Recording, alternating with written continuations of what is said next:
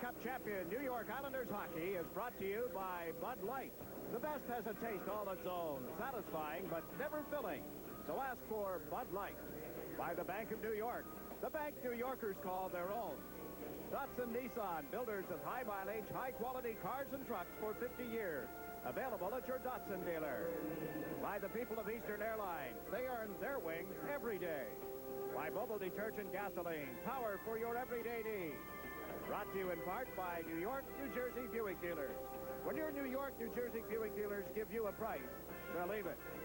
Canon, proud to be the world's leader in 35mm photography and the official camera of the 1984 Olympics.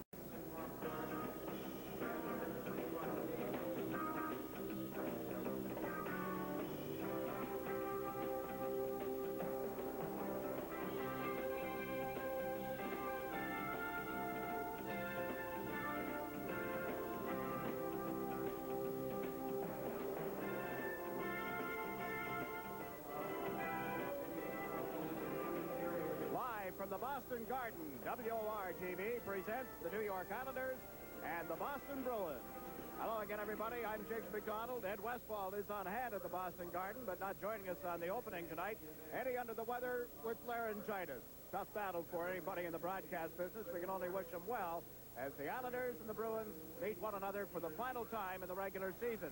The Islanders have lost both games, losing at home by a 4-2 score, and were shut out the last time they visited the Boston Garden. In fact, they've gone 5 straight visits here in the regular season without picking up 2 points on this Boston team. Tonight, you're going to be watching a battle between the teams that are currently in 3rd and 4th place in the overall standings in the National Hockey League. The Bruins are trailing the Buffalo Sabres in the Adams division. The Islanders come into it 1 lone point ahead of the Washington Capitals. Now, both teams have played 74 games, so they're even in that department. They'll meet again one more time in the regular season, and we'll have that game for you here on WOR as well. Bill Smith is expected to be in goal tonight for the Islanders, and that would mark the first time since early in February that he has played back-to-back games. Al Arbor have been going with an alternating situation between Smith and Roland Melanson, but Bill Smith will face Boston for the 3rd time this season. The Bruins expected to use Doug Keens in goal. He shut out the Islanders when they played here back in January. So tonight should be an entertaining game, a preview of the playoff matchup again, perhaps, as the Islanders meet the Boston Bruins. We'll be ready for the opening face-off from the Boston Garden right after these messages.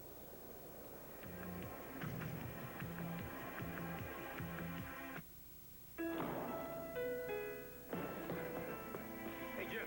Ready to go a couple rounds, man? Yeah. Hey, Chan. How's everything ready to go? You good. I hear the same about you. Gotta reach deep inside. Bring out your best. Budweiser Light. The best. It has a taste all its own.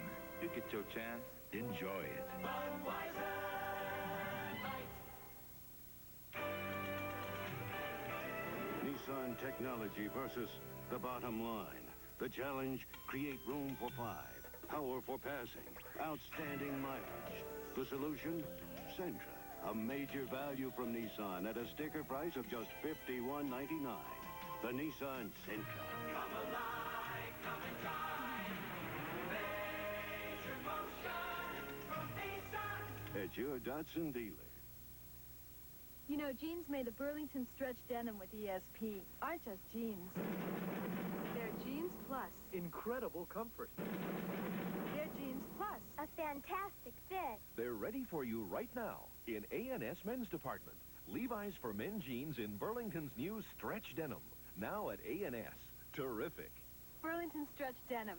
Discover the pluses for yourself. ESP Extra Stretch Performance Denim. Another first. Made better in America by Burlington.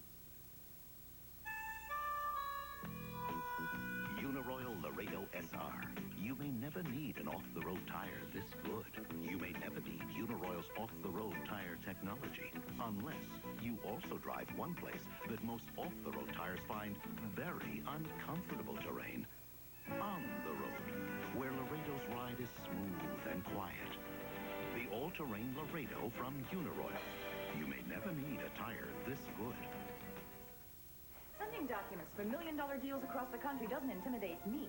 I trust Emery, desk to desk. Call Emery. We've earned the trust of American business.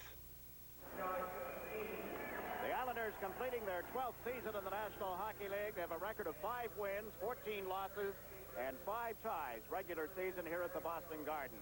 There were 5 games played in the National Hockey League last night. Let's bring you up to date on the scoreboard. At Edmonton, the Oilers defeated the Hartford Whalers 5-3.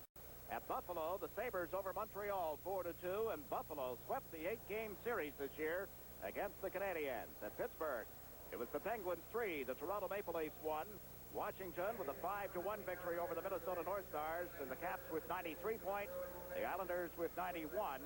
And at Chicago, the Blackhawks put a little distance between themselves and the Toronto Maple Leafs in a bid for the 4th and final playoff spot in the Norris Division. It was the Blackhawks 6, the Winnipeg Jets 2. There are 3 other games being played in the National Hockey League tonight, affecting the Patrick Division standings. The Rangers and the New Jersey Devils. Pittsburgh Penguins are playing at Philadelphia tonight, and later on, the Detroit Red Wings will meet the Flames in Calgary. Mentioning the standings and how things can turn around a little bit, let's take a look at the Patrick Division. The Islanders on top with 94 points, the Caps with 93. I mentioned, I believe, that the games were even. They are not. Washington playing last night now with 75 games played. The Islanders playing game 75 tonight. Philadelphia in 3rd place, 88 points, 3 ahead of the New York Rangers, and then it's the Devils and the Pittsburgh Penguins bringing up the rear in the Patrick Division. Over in the Adams Division, the Buffalo Sabres are 6 points ahead of the Bruins. Buffalo with a record of 46, 22, and 7, and the Islanders play in Buffalo on Sunday night. A game that we'll have for you right here on WOR beginning at 7 o'clock. The Bruins, as you see, in 2nd place with a record of 44, 25, and 5. Quebec with 89 points, still an outside chance to catch Boston perhaps and finish in 2nd place. Then it's Montreal. They have clinched the playoff spot. The Canadiens with 75 points, the Hartford Whalers with 59, bringing up the rear in the Adams Division. I mentioned that the Islanders and the Buffalo Sabres will play on Sunday in a game that you'll see here on WOR. We still have 2 other games following that matchup. On Saturday, March 31st, the Islanders and the Washington Capitals at 7:30 from the Capitol Center at Landover, Maryland. And then the following evening, the finale of the 80-game regular season, the New York Islanders and the Pittsburgh Penguins, 7:30, Sunday, April 1st, from the Civic Arena in Pittsburgh. More preseason baseball coming your way on WOR. The Mets and the Pirates this Saturday afternoon. Mets and Pirates Saturday afternoon. Upcoming preseason baseball. This copyrighted telecast is presented by authority of the New York Islanders and is intended solely for the private, non-commercial use of our audience. Any publication, reproduction, retransmission, or other use of the pictures, descriptions, or accounts of this game without the express written consent of the New York Islanders is prohibited. I'm Jiggs McDonald, Ed Westfall alongside Eddie, as I said at the beginning, out with laryngitis tonight. The Islanders will play without Pat LaFontaine, who was out of the lineup as a cold, and the team, not wanting to take any chances of it getting any worse, decided to leave him behind, and Billy Carroll will take his place in the lineup tonight. Ed has just jotted me a note that says injured. Bring that microphone down and let the folks hear just how injured it is. No, it's not even going to do that. We're going to try and get it oiled up for one of the intermissions at least, see if he can't visit with an old teammate of his who now coaches the Boston Bruins in the person of Jerry Cheevers. We've just had a presentation take place on the ice. That is the reason for the slight delay in getting the game underway. And while we await the national anthem, let me just tell you that playoff tickets go on sale to the general public this Saturday morning at the Nassau Coliseum. The main ticket lobby only. I'll tell you more about that when we get an opportunity. The crowd being asked to rise. Mr. Rene Rancourt on hand for the singing of the national anthem.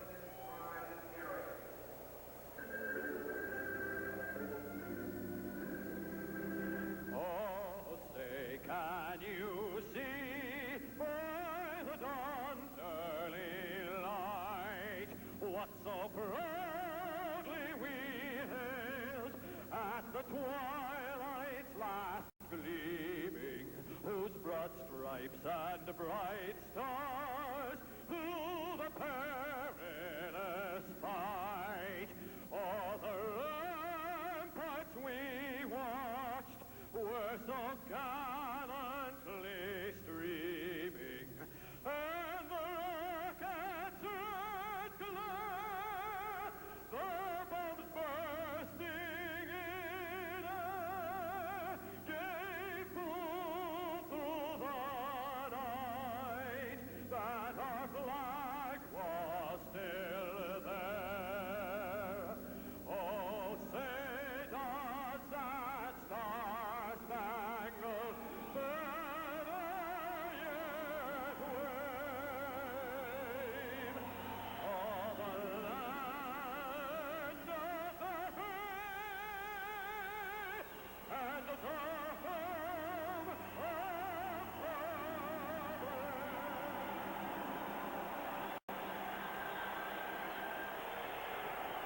Capacity crowd here at the Boston Garden as the Islanders meet the Bruins. The referee will be Brian Lewis. The linesmen, John DeMico and Gerard Gauthier. That's Gerard Gauthier who just skated into your picture. And, of course, the veteran John DeMico, the other linesman. Bill Smith facing the Bruins for the third time this season. He has a lifetime record of 10-17-4 against Boston. And for the sixth time in his career has posted 20 wins in a season. And there is Doug Keane, 18-8-2 on the year. Has faced the Islanders only once in a Boston uniform, shutting them out here back in January. Al Arbor sends Bryan Trottier to center ice. Brad Gilbert on the left side. Mike Bossy on the right wing with Pearson and Potvin at the blue line. Casper on the faceoff, and Trottier breaks in quickly. He scores! Trottier, 5 seconds into the hockey game. Slips the faceoff through to the blue line, picks it up, and beats Doug Keane. Bryan Trottier's 39th goal, his 351st career goal. Watch it as he got it to the left side. Off O'Reilly, moves in, picks it up.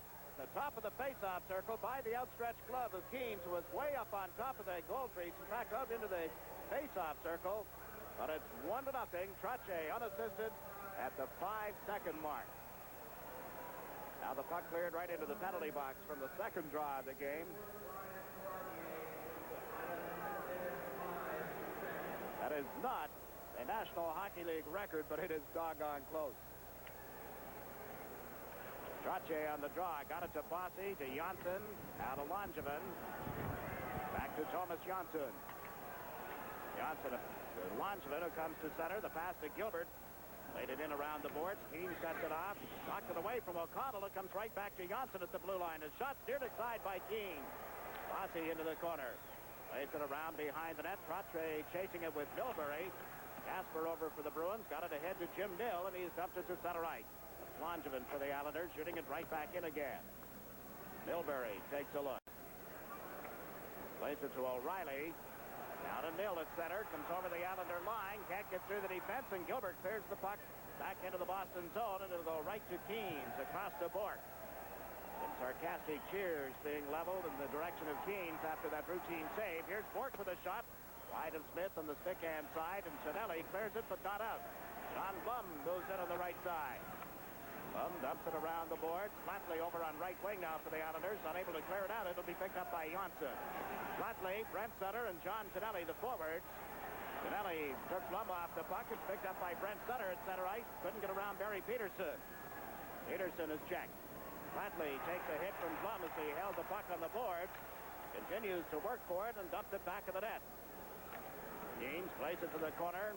Cinelli takes a hit there along with Krushelnyski. The puck comes back. This is Kenny Morrow. Morrow's pass went off Middleton, right to Potvin. His drive steered high and wide. There was some slashing going on out in front of the Boston goal. And the first penalty of the game is being handed out by referee Brian Lewis. We have 18 minutes, 18 seconds remaining in the first period. A break in the action. The Islanders lead the Bruins 1-0.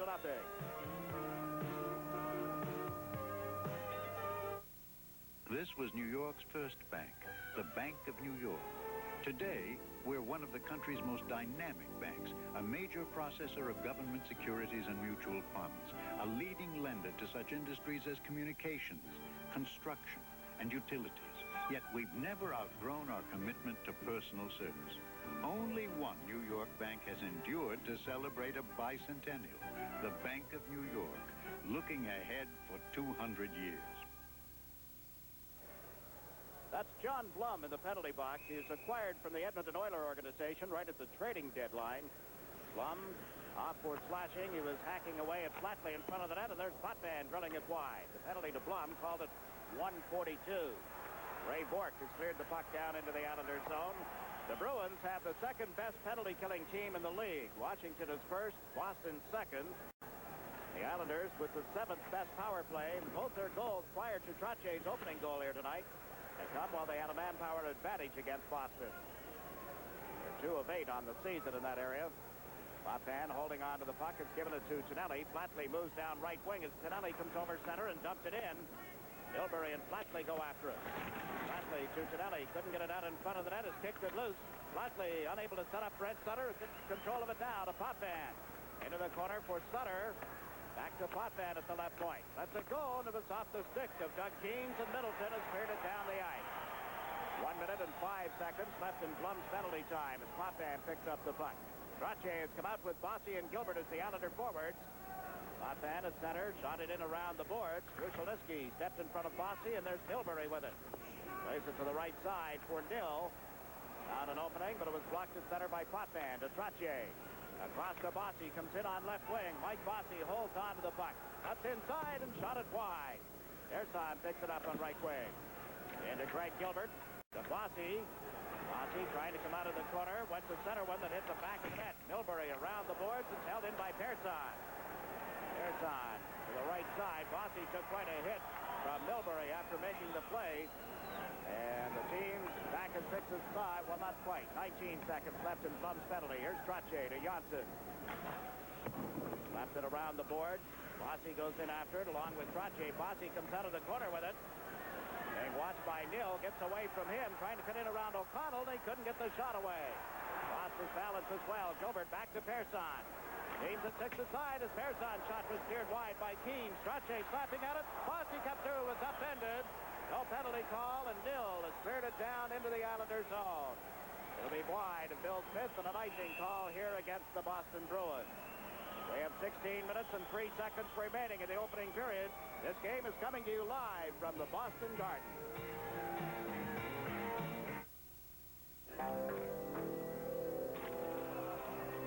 Miles, you gotta keep him out of there! I'm used to him yelling.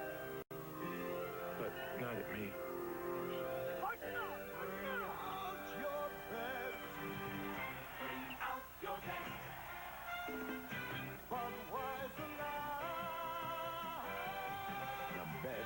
Taste all its own. Nice game.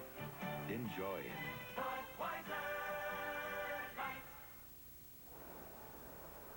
After the last shift, Mike Milbury limped back to the Boston bench, appeared to be favoring his right knee.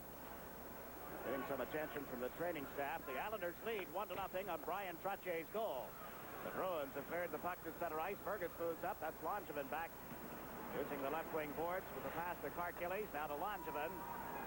Good scoring over to Dwayne Sutter. Fergus came back to take it away from him. Gets over the line with Klusak. Shot it wide of Bill Smith, and backcourt is Johnson. Now to Gillies. Clark Gillies, a long pass up the right wing ahead of Dwayne Sutter. Goring picked it up, and he was over 2 lines, and that's an offside call. 15.5 minutes remaining in this opening period. We're mentioning that tickets for the playoff games will go on sale Saturday morning at the Nassau Coliseum. Tickets are priced $32, $27, and $22. The pairings for both the Patrick Division semifinal and the Patrick Division final, first and second round matchups not determined yet. But this Saturday morning at 10:30 in the main ticket lobby of the Nassau Veterans Memorial Coliseum. Sale of tickets for the playoffs to the public. Langevin and Fergus going for the puck following the draw. Fergus comes out of the corner, got hammered by Gillies' check. Mark Gillies has cleared it out and down into the Boston zone. Klusak will go back.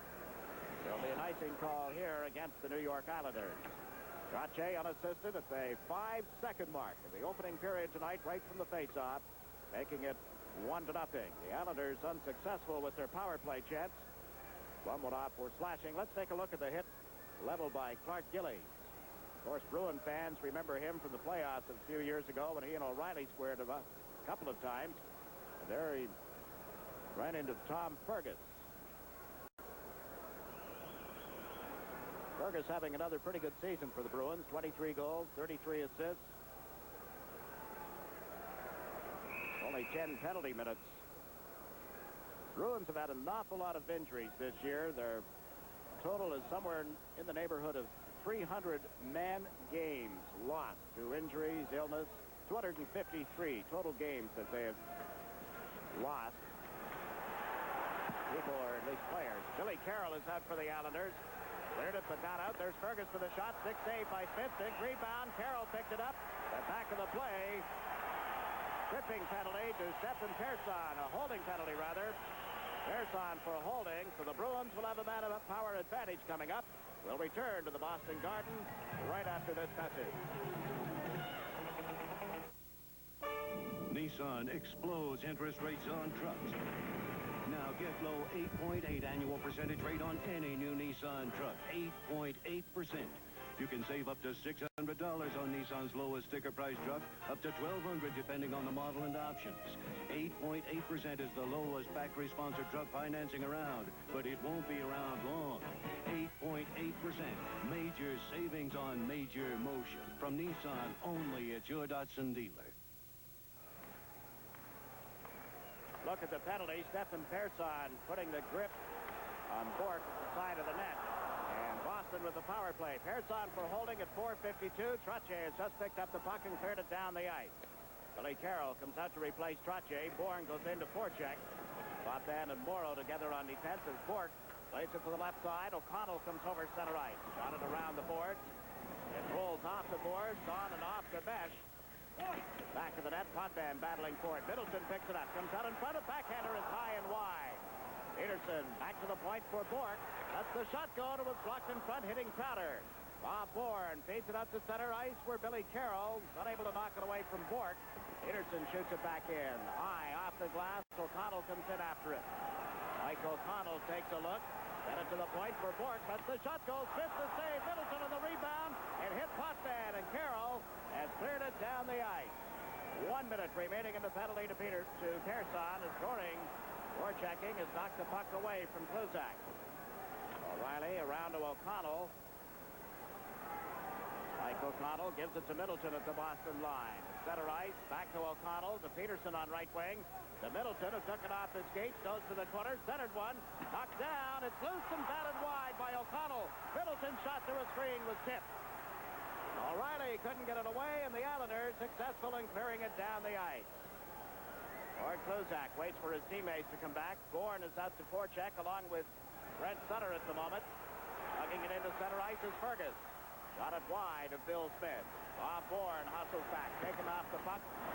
Langevin backing him up has cleared it down the ice. Doug Keynes out of the Boston goal, gave it to Kluzak. Now to O'Reilly on right wing. 10 seconds left in the Bruin power play. O'Reilly went to the left side. Fergus back to O'Reilly. To Donnelly on right wing. Donnelly cuts inside. The pass went off Billy Carroll's skate. Boston penalty, or power play, I should say, has expired. The team's at 6 aside. Shooting it into the Islanders zone is Curran. Bossy takes it off the board. Works it up the left wing to Trottier. 3 Islanders move up. They're across the Boston line. Trottier to Gilbert. He shoots right into the pads of Keynes. Reached behind to make sure it went no further. Now a little scuffle on the boards. Trottier watching as Gilbert is pushing and shoving with Curran. Curran drafted a couple of years ago from the Portland team in the Western League. No damage done. We'll take a break in the action here. Still 12:47 to play in the opening period. The Islanders lead the Bruins 1-0. If you've been getting by with your old car because you couldn't swing the payments on a new one, you ought to get a goodbye loan from the Bank of New York at a guaranteed fixed annual rate. Then you can say hello to a nice new car and say goodbye, old clunker, to your old one. The Goodbye Auto Loan, only from the Bank of New York. Guaranteed fixed rate for new and late model used cars, 12.9%.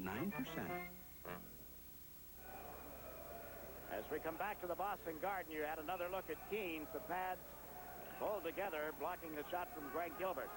No penalties after that pushing with Kern and Gilbert. Kern fed the puck to center ice. Fergus dumped it into the corner. That's Neal going in after it. Morrow takes him to the boards. Crowder comes in late. Bruce Crowder pried it loose to the blue line for Curran. Lets the shot go, and it's tipped wide. Picked up and brought out by Casper. Bossy chases him back in the net. Casper trying to center the puck. Got it to Crowder. Bruce Crowder being bothered as Boudelier moves up on him. Now Neal and Trottier going for the puck. It came loose for Bruce Crowder. Centers out of the reach of Dill. Curran over on the left wing. Carries it to the side of the net, goes back to the goal, tried to stuff it in, but right through the goal crease into the stick of Bossy.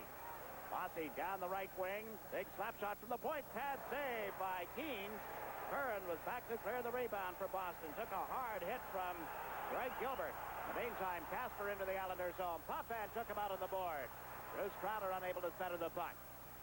Bork for the Bruins, unable to get it away from Kenny Morrow. They go to the boards together. Steve Casper battling Morrow for it. One-handed it out in front of the net, but right to Bossy. Bossy plays it to center. Coming back for it is Kluzak. The Islanders leading 1-0 on Bryan Trottier's 39th goal of the season. The Bruins have dumped the puck into the Islanders' zone, catching the Islanders in the middle of the player change. So Pearson went back, gave it to Potvin. Now to Tonelli on the left side. John Tonelli goes rink wide with a pass to Nystrom, who's over the line. Works on Kluzak. Centered one, but Fergus was there. Fired it off the boards. Nystrom moved in, but not in time, and Tonelli recovers out at center ice, giving it to Potvin. Potvin banks one off his skate to Nystrom. He shoots off the goal post. Nystrom hit it right up with the crossbar. Meets the post, and the puck ends up at center ice. Here's Potvin. Potvin to the left side. Keith Crowder picking it up. Got it into the Islanders' zone. Pearson across to Potvin. Out to center ice. His pass was deflected. Keith Crowder gets to the Islander line. Is knocked off the puck by Pearson, and Potvin went back. Now to Tonelli. Tonelli moves up with Brent Sutter and Nystrom. Got away from Middleton. Works on Blum. Lost the puck. Krushelnyski gave it to Peterson. To Middleton. Ricky Middleton over the line. Fires one. Bad save by Smith, and Langevin hustles back of the net. Langevin trying to outskate Peterson. Left side to Brent Sutter. Sutter is over the Boston line. The pass to Tonelli. Tonelli lets the shot go, and that was off Curran. O'Connell rounds the Bruin net. We're midway through the opening period. O'Connell comes over center ice with it. Gaze it up, fires a long shot. Low on the ice. Smith making the stick save. Krushelnyski was knocked down by Langevin. Peterson dug it loose to Middleton. Oh, what a stop by Smith. Middleton had him dead to right. Puts it in front again. It's kicked away by Johnson. Peterson and Gillies go to the corner together. Peterson up with the puck to Krushelnyski, who shot it wide. Smith dives on top of it, and there's no further play. Boston putting on pressure. The Islanders lead 1-0. We'll be back right after this message.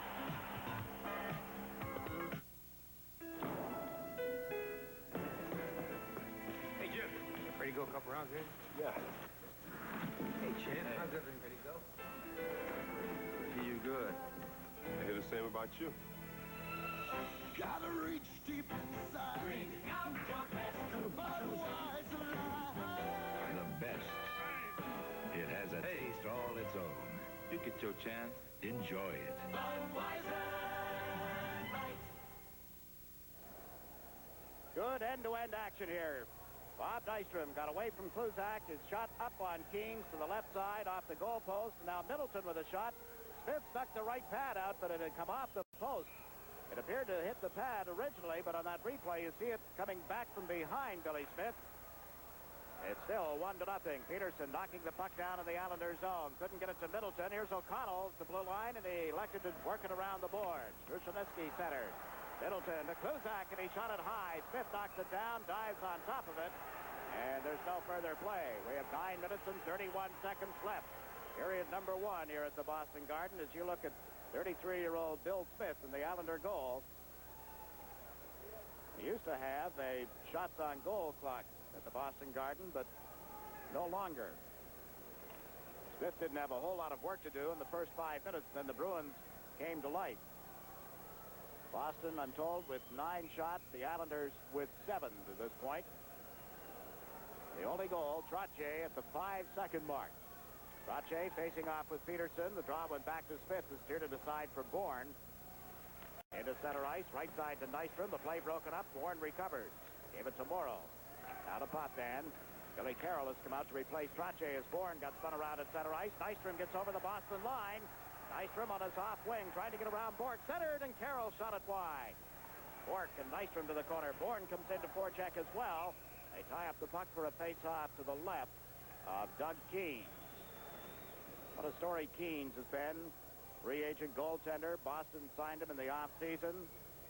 He won the backup job to Pete Peters. He's facing the Islanders for the second time of the year, but Keens, 18 wins, 8 losses, 2 ties, 2 shutouts, the 3.19 goals against average. He had been the property of the Los Angeles Kings. We watched Nystrom coming in on the left side. Ray Bork forced him to go wide. Nystrom put it out in front, and Billy Carroll's shot was just wide of the net. Coming back for the puck following the draw is Boudelier. Gave it to Pearson, now to Gillies. Clark Gillies over center ice. Across the Boston line on left wing, trying to get it around O'Connell was bumped. Curran picked up the puck. Tried to give it to McTavish over on the left side. He's checked by Pearson. Gillies and Gillis battling as well. Clark Gillies for the Islanders and Jerry Gillis for the Boston Bruins. Face-off will be to the left of the Bruin net. The Islanders home to face the Minnesota North Stars on Saturday, the only visit of the year by the Minnesota team. Philadelphia has taken a 3-0 lead over the Pittsburgh Penguins tonight. New York Rangers leading the New Jersey Devils 2-1 in the first period of that game. Here the Islanders are up 1-0. Bork off the left point, blasted one off the ankle of Keith Crowder. Pearson out at center, just knocked it away in time. Dwayne Sutter, got it to Pearson at the Islander line. Goring picks it up now to Boudelier. Boudelier takes a hit as he played it across to Dwayne Sutter. Ran into Curran's check. Sutter works it back of the net. There's Clark Gillies. Gillies out in front, right into the catching glove of Keens, and he'll hold it for a face-off. And Goring cutting in at the time, but couldn't get there. Mentioning Saturday night in the Minnesota North Stars, that's also going to be Banner Day for the New York Islander Booster Club. Looking forward to banners, information. I guess probably a little late for information, but you can check with members of the New York Islander Booster Club at gate 6 and 16 prior to the game on Saturday. We'll send along our best wishes to Eddie Westfall for a speedy recovery. Eddie alongside, if you've just tuned in, he has laryngitis. He's tested the vocal cords a couple of times. Spent a long time in the steam bath here at the Boston Garden, and even that didn't work, huh? They can't hear you shaking it. Despite anything you've said over the years, you still can't hear you shake that head. A little jostling going on after the ball start on the face-off. O'Reilly and Gilbert nil in to say a few words. Ray Bork was there as well for Boston. The veteran Terry O'Reilly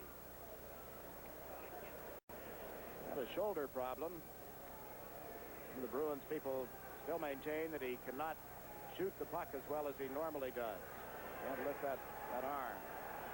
Trottier between Bossy and Gilbert as they line up to the right of the net. Fergus will take the draw for the Bruins. Bossy tipped it to Janssen, his drive, and that just went wide of the net. O'Reilly picks it up. Dumps it into the center ice area. Janssen back for the Islanders. Now to Langevin, over to Thomas Janssen. Janssen's pass off the stick. Bossy picks it up at center ice. Dropped it back to Trottier. Trottier played it to the right wing and went off Bossy and is recovered by Janssen. Casper got a piece of him. Here's Nil coming across the line. He drew a crowd, tipped it into the corner, goes in after it. Langevin down, the puck is beneath him, and there's no further play. Still 7 minutes and 49 seconds remaining here in period number 1. There's a look at the Boston captain, the veteran of the Boston Bruin organization.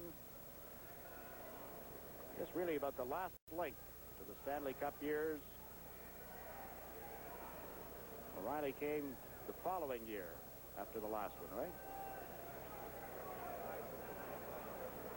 Look along the bench, of course, you've got Jerry Cheevers, Gary Doak, who were part of the great Bruin teams of the past. A team that finished first overall last season in the National Hockey League. They got the draw neatly. Casper to nil, but his drive is deflected to the corner. Tonelli is out with Brent Sutter and Pat Flatley. Morrow and Potvin on the points. Flatley picks up the puck, gave it to Tonelli on left wing, working on Bork as he comes over the line. Poked it into the corner, and Casper back to help out. Works it to the left side. Nil is checked. Flatley fires one off the glove of Keens. Here's Bork starting out. Ray Bork, who has had more shots on goal than anybody else in the NHL this season. Left side to Casper, back to Bork, and he couldn't get a shot away. Potvin tying up Bork. The puck loose back to the net. Casper reaches in for it, gave it to Bork. Bork shot, tipped wide of Bill Smith. Smith dives on it at the side of the net, and there's no further play. There is a break in the action here at the Boston Garden. The score, the Islanders 1, the Bruins 0. When Wall Street breaks another record, who keeps tabs on the ticker? 1010 wins. All news, all the time. A surprise press conference at Gracie Mansion. What's the best place to catch the story? 1010 wins. The station over 2.5 million people a week turn to first. If subway switch problems grind the morning rush to a halt, where do you rush? 1010 wins. The minute something happens, your first reaction is to reach for us first. 1010 wins. You give us 22 minutes, we'll give you the world. Getting ready for a face-off in the circle to the right of the Allender net. The Bruins have Peterson at center ice, Middleton on the right wing, Krushelnyski on the left side. For the Islanders, Trottier on the draw, had Bourne on the left and Bossy on the right. And this is Trottier being tied up by Middleton as he got across the line. The pass to Potvin. Shoots it in around the boards. Curran will pick it up. Boston playing without the services of Jim Schoenfeld and Guy Lapointe, a couple of veterans. Trottier just shot it wide. So they have Curran up on their defense at the moment. Morrow and Potvin out for the Islanders at the Islander line. Krushelnyski unable to get it away from Morrow. He shot it off the linesman. Trottier trying to pick it up. Peterson dumps it into the corner. That's Potvin going back. Potvin takes a look, trying to find somebody up the middle. There was nobody there. Now he draws Middleton toward him and plays it around to Gilbert on the left wing. Off Gilbert, O'Connell, and here's Peterson at center ice, shooting it right back in. Bill Smith leaves it for Morrow. We have 6 minutes, 10 seconds to play in the opening period. Kenny Morrow's shot was deflected by Fergus. Out in front, Krushelnyski blasted it, and Smith, who has made the save and holds on.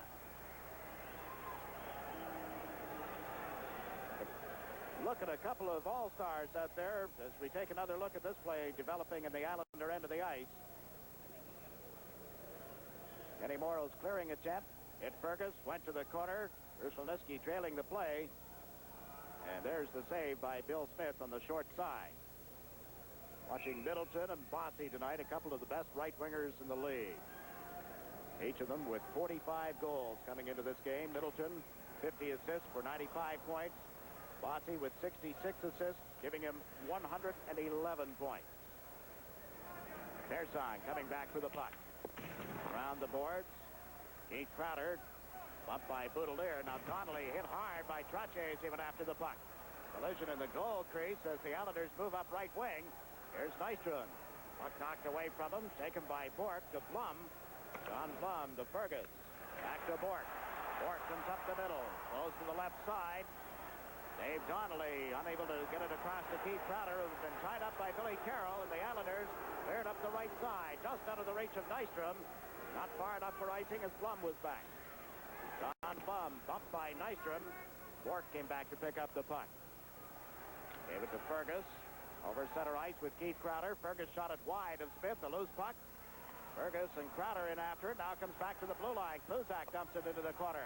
Pearson took the feet up from under Crowder, and there's going to be a penalty on the play. 5 minutes remaining in this opening period. It'll be the second Boston power play of the night as Pearson goes off at the 15-minute mark. The Bruins, as I told you earlier, with a 6th best power play in the league, get an opportunity to put it to work again. Next Islander action for you here on WOR will be Sunday night at 7 o'clock. The Islanders and the Buffalo Sabres. Buffalo leading the Adams division. The Islanders leading the Patrick division. And Saturday the 31st, the Islanders and the Washington Capitals at 7:30. And the following evening, Sunday, April 1st, the Islanders and the Pittsburgh Penguins completing the regular season beginning at 7:30. All road games involving the Islanders in the playoffs will be here on WOR, except games against the New York Rangers. There's the penalty. Pearson taking Keith Crowder down. Pearson off for tripping. Trottier got the draw, and the puck has been cleared into the Boston zone. Goring races it after it as Brent Sutter comes out to replace Trottier. Kluzak parked behind the Bruin net. Plays it to the right side to Peterson. Left it for Middleton. Quick Middleton over to Gord Kluzak. Brent Sutter skates him into the boards. Kluzak gets turned around, controlled the puck, got it to Middleton. Middleton to O'Connell at the blue line. His shot, he scores! And Krushelnyski logging things up in front of the net. O'Connell got the shot away from the right point. Let's see if it's deflected or not. Ricky Middleton with a good pass back to O'Connell. 25 in front of the net. O'Connell apparently will get the goal. It'll be his 18th of the season, a power play goal for the Boston Bruins. Another look at it. Brusselnitsky certainly screening Smith as O'Connell puts the puck in the net. So it's goal number 18 for O'Connell. Comes at 15:30 with Pearson setting up the tripping penalty.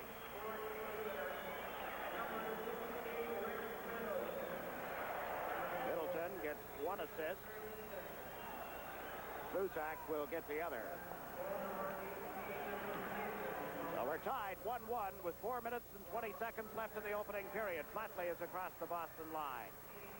That's Flatley into the corner for Brent Sutter. Trying to pull it away from O'Connell. Is grabbed and hit hard by Curran and knocked down. Flatley in the battle for it. Can't get it away from McTavish. There's Gillis back for the Bruins. Gillis around to the right wing. Langevin stepped into Crowder, knocking him down. Bruce Crowder. In the meantime, McTavish into the Islanders zone, runs into Johnson's check. Hard hitting now as Brent Sutter and Gillis collided. Langevin tried to knock Bruce Crowder off his pins. The puck came out in front, away from McTavish, and Langevin gets it to Flatley on right wing. Flatley is bumped. Lost his stick. Gillis picks up the puck. Gillis to the left side. Curran shoots it into the Islanders zone. Smith leaving it for Thomas Johnsson. To Gilbert on left wing. Greg Gilbert, long pass to Flatley. That Flatley likes to shoot it in around the boards. It went right to Keens, however. Now Bork feeds it up the left side. McTavish overpassed the puck. It came right back to him. Gives it to O'Reilly on left wing. To McTavish, and he couldn't make contact with it. Trottier starts out for the Islanders. Long pass to Bossy. He's onside. Works on Bork. And it knocked away from him. And Nil has cleared it to center ice. This is Pearson. To Trottier. Dumps it in wide. Keens comes out to cut it off with John Blum. Trottier into forecheck. It's Blum quickly to the right wing. O'Reilly couldn't hold it. Boudelier shot off Bork and wide of the net. Ray Bork to Blum, who will pick it up back of the net. Blum banks it off the boards. Pearson recovers at center ice. Gives it to Boudelier on the left side. Now to Trottier. Took a hit from O'Reilly, and Casper has cleared the puck into the Islanders zone. There'll be no icing on the play. Bill Smith around to the corner. Gillies comes back. He and O'Reilly collided. O'Reilly ends up on the deck. Boudelier leans into Casper, and Pearson leads it up to Bossy. Works it high in the air and down into the Boston zone. Bossy took a hit from Mill after making the play. Gillies ran into O'Connell. Now O'Reilly runs into Gillies. And they're set to go again. Clark Gillies and Terry O'Reilly. Everybody converges. The playoff year of 1980. The semifinal series, the Islanders and the Bruins. The memories dredged up here now as you see Gillies and O'Reilly. They didn't get going the way they did several times during that semifinal series. But they were the main combatants. There'll be some penalties here. Called at the 17:50 mark. Let's take a look at what led to it. Gillies and O'Reilly had met at the Islander end of the ice. Then as Gillies had his man in the Boston zone, O'Reilly came in with the left shoulder. Didn't take Gillies long to react. Not a whole lot of damage done, but they'll get some penalties here.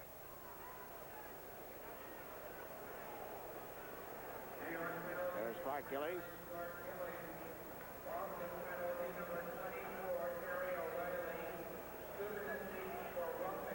They get roughing penalties at 17:50 of this first period. Jerry Cheevers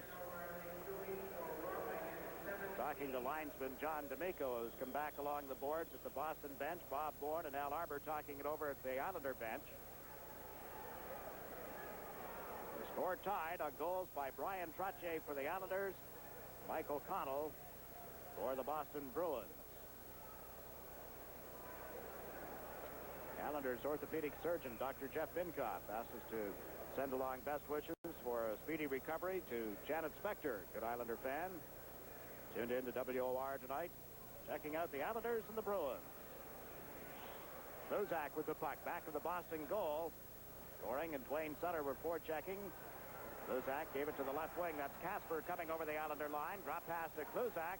Centers one that rolled wide of Bill Smith. O'Connell in off the blue line. Gave it to Casper. Jim Dill is there as well. Dill put it out in front. O'Connell gets turned around, and the Islanders pick up the puck but fail to clear it out. A break for Casper, and his pass cut off by Morrow. Pushed it ahead, and a hand pass will result in a face-off deep in the Islanders' zone. The Bruins, with a momentary break, unable to capitalize on it. Face-off will be on the edge of the circle to the right of Bill Smith. Here's the play. The puck loose. Two Bruins going for it. Casper had his pass cut off by Morrill, and then he pushed it ahead off Wayne Sutter's stick to Goring. The hand pass results in this face-off. Bryan Trottier has come out to take the draw against Barry Peterson of the Bruins. First intermission guest tonight will be the vice president in charge of officiating in the National Hockey League, Mr. Scotty Morrison. Eddie Morrill for the Islanders. To Trottier, now to Bourne, who comes over the line with a drive, and went bouncing off the defenseman Blum. Bourne into the corner. Middleton steps in front of him. Middleton to Peterson, off his stick, and Potvin will pick it up. Eddie Potvin to Bob Bourne. Back to Potvin. The pass went behind him. Nystrom comes off the boards, got bumped by Peterson, and here's Middleton across the line. Morrow chases him wide, knocks him down, and Middleton goes into the boards heavily. Peterson with the puck. Peterson turns, shoots upward right through the goal mouth. Comes out on the left side. Bourne failed to clear it out. John Blum turns, dumps it to the corner off Morrow's stick. Eddie Morrow plays it back of the net for Potvin. Less than a minute to go in the opening period. Morrow to Bourne, now to Nystrom. Nystrom, bothered from behind as Krushelnyski caught up with him. Nystrom got away from the check and dumps the puck in. Keens leaves it back to the net for O'Connell. O'Connell carries it to the blue line. At center ice, shot it wide of Bill Smith. Backcourt is Johnson. Gave it to Bossy. Bossy across to Bryan Trottier. Trottier at the center ice zone. Sends Bossy over the line. Bossy cuts to the left wing. Holds on to the puck. Langevin at the point helps out. And it's finally frozen as Bossy came back. Langevin had knocked the man down, the man in this case being Bork. And we'll get a face-off with 12 seconds left in the period.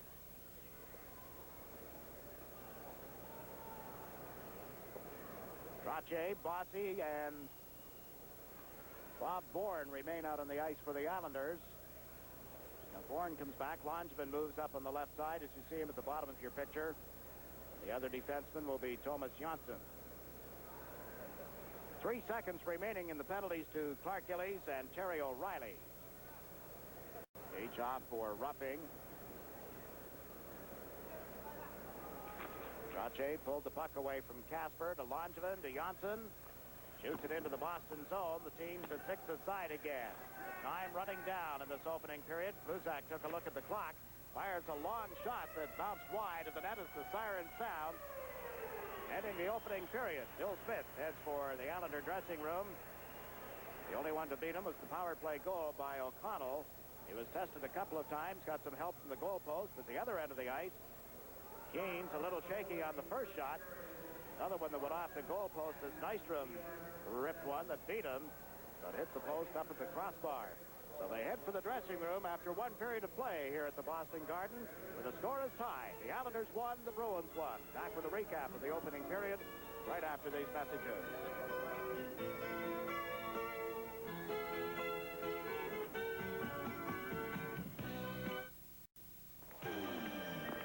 Today there's a new power on the road. The first Nissan 300CX.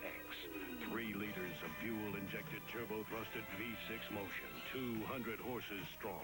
The all-new Nissan 300CX. It'll snap you from 0 to awesome. Come alive, come and drive. Major motion from Nissan. At your Datsun dealer. This was New York's first bank. Founded by Alexander Hamilton, it was the first bank to lend money to the U.S. government. The Bank of New York. In this, the bank's bicentennial year, it's a time for looking back, but also the time for looking at the present. You'll see we're one of the country's most dynamic banks, a major processor of government securities and mutual funds, one of the foremost corporate lenders to such diverse industries as communications, construction, and utilities. one of the leaders in money management and personal banking. Yet this dynamic bank has never outgrown its commitment to personal service. Perhaps that's why, of all the banks in New York, only one has endured to celebrate a bicentennial. The Bank of New York, looking ahead for 200 years. Inflexible Express. Hi, can you get a package to Yugoslavia? Absolutely, positively not. How about Taiwan or Peru? Absolutely, positively not. Well, Purolator Courier can. We're more flexible than a certain express company. We now serve over 100 countries, so the courier that delivers the most packages overnight in North America now gets them to even more of the places you want. Call Purolator Courier. You want it, you got it. Worldwide. The Lee Miles Transmission Protection Service. For only $10.95, we'll change your transmission fluid and give you all these other services to help prolong the life of your transmission. After one period, the Boston Bruins and the New York Islanders tied 1-1 at the Boston Garden. The shots on goal in the period by the Bruins 10, by the Islanders 7. The scoring went this way, right from the opening faceoff. Bryan Trottier, his 39th goal of the season, the 5-second mark. People had barely settled into their seats when Trottier opened it up, a shot beating Keynes at the 5-second mark. Then at 15:30, Mike O'Connell scores a power play goal for Boston. The defenseman getting his 18th goal of the year. Middleton and Kluzak assisting. It came with Pearson in the penalty box. The Islanders 0 for 1 on the power play. The Bruins were 1 of 2 with a man advantage. And late in the period, Hercules and Terry O'Reilly got pushing and shoving. Nothing too serious developed, each picking up 2 minutes for roughing. The Islanders with a chance when Bob Nystrom broke in on the right side. Got away from the defenseman, then shot one off the goalpost. At the other end of the ice, Bill Smith appeared to have made the save originally, but the shot by Middleton, beating him on the right side, came off the goalpost, rebounded out in front of the net. The Islanders appeared to have the better of the play in the early going, and Boston later on in the period seemed to get some new legs, and especially after the goal by O'Connell, were taking the play to the Islanders. The story on Boston the last few games, apparently, listening to the reporters here and people who have watched the Bruins regularly, inconsistency. 1 good period, 2 bad periods. That was a pretty fair period, in my opinion, for both teams. If it's a playoff preview that we're watching tonight as it was a year ago, then certainly it's lived up to the advanced billing. Good hockey game, end-to-end play. The goaltending was good by both Keynes and Peters. And as mentioned, the Bruins outshot the Islanders by a margin of 10-7. So we're tied 1-1. I'll be back with Scotty Morrison, the Vice President officiating of the National Hockey League, when we return to the Garden right after this message.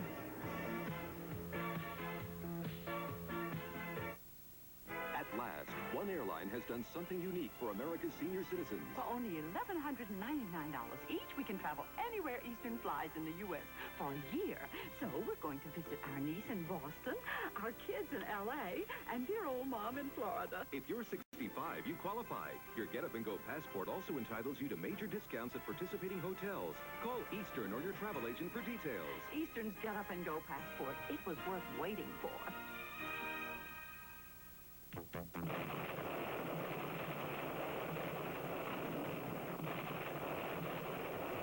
Sometimes it's reassuring to know your car will perform well. That's why stunt driver Michelle Slate relies on mobile detergent gasoline. After all, a car with a clean carburetor performs better. It's as simple as that. Mobile detergent gasoline for your everyday driving needs. Canon is proud to be the official 35mm camera of the 1984 Olympics. Like gold medalist Frank Shorter, it takes a special breed to compete at this level. Here, the Canon AE-1 program performs. Shorter leaves the rest behind, but the AE-1 program catches him, computing as it's shooting.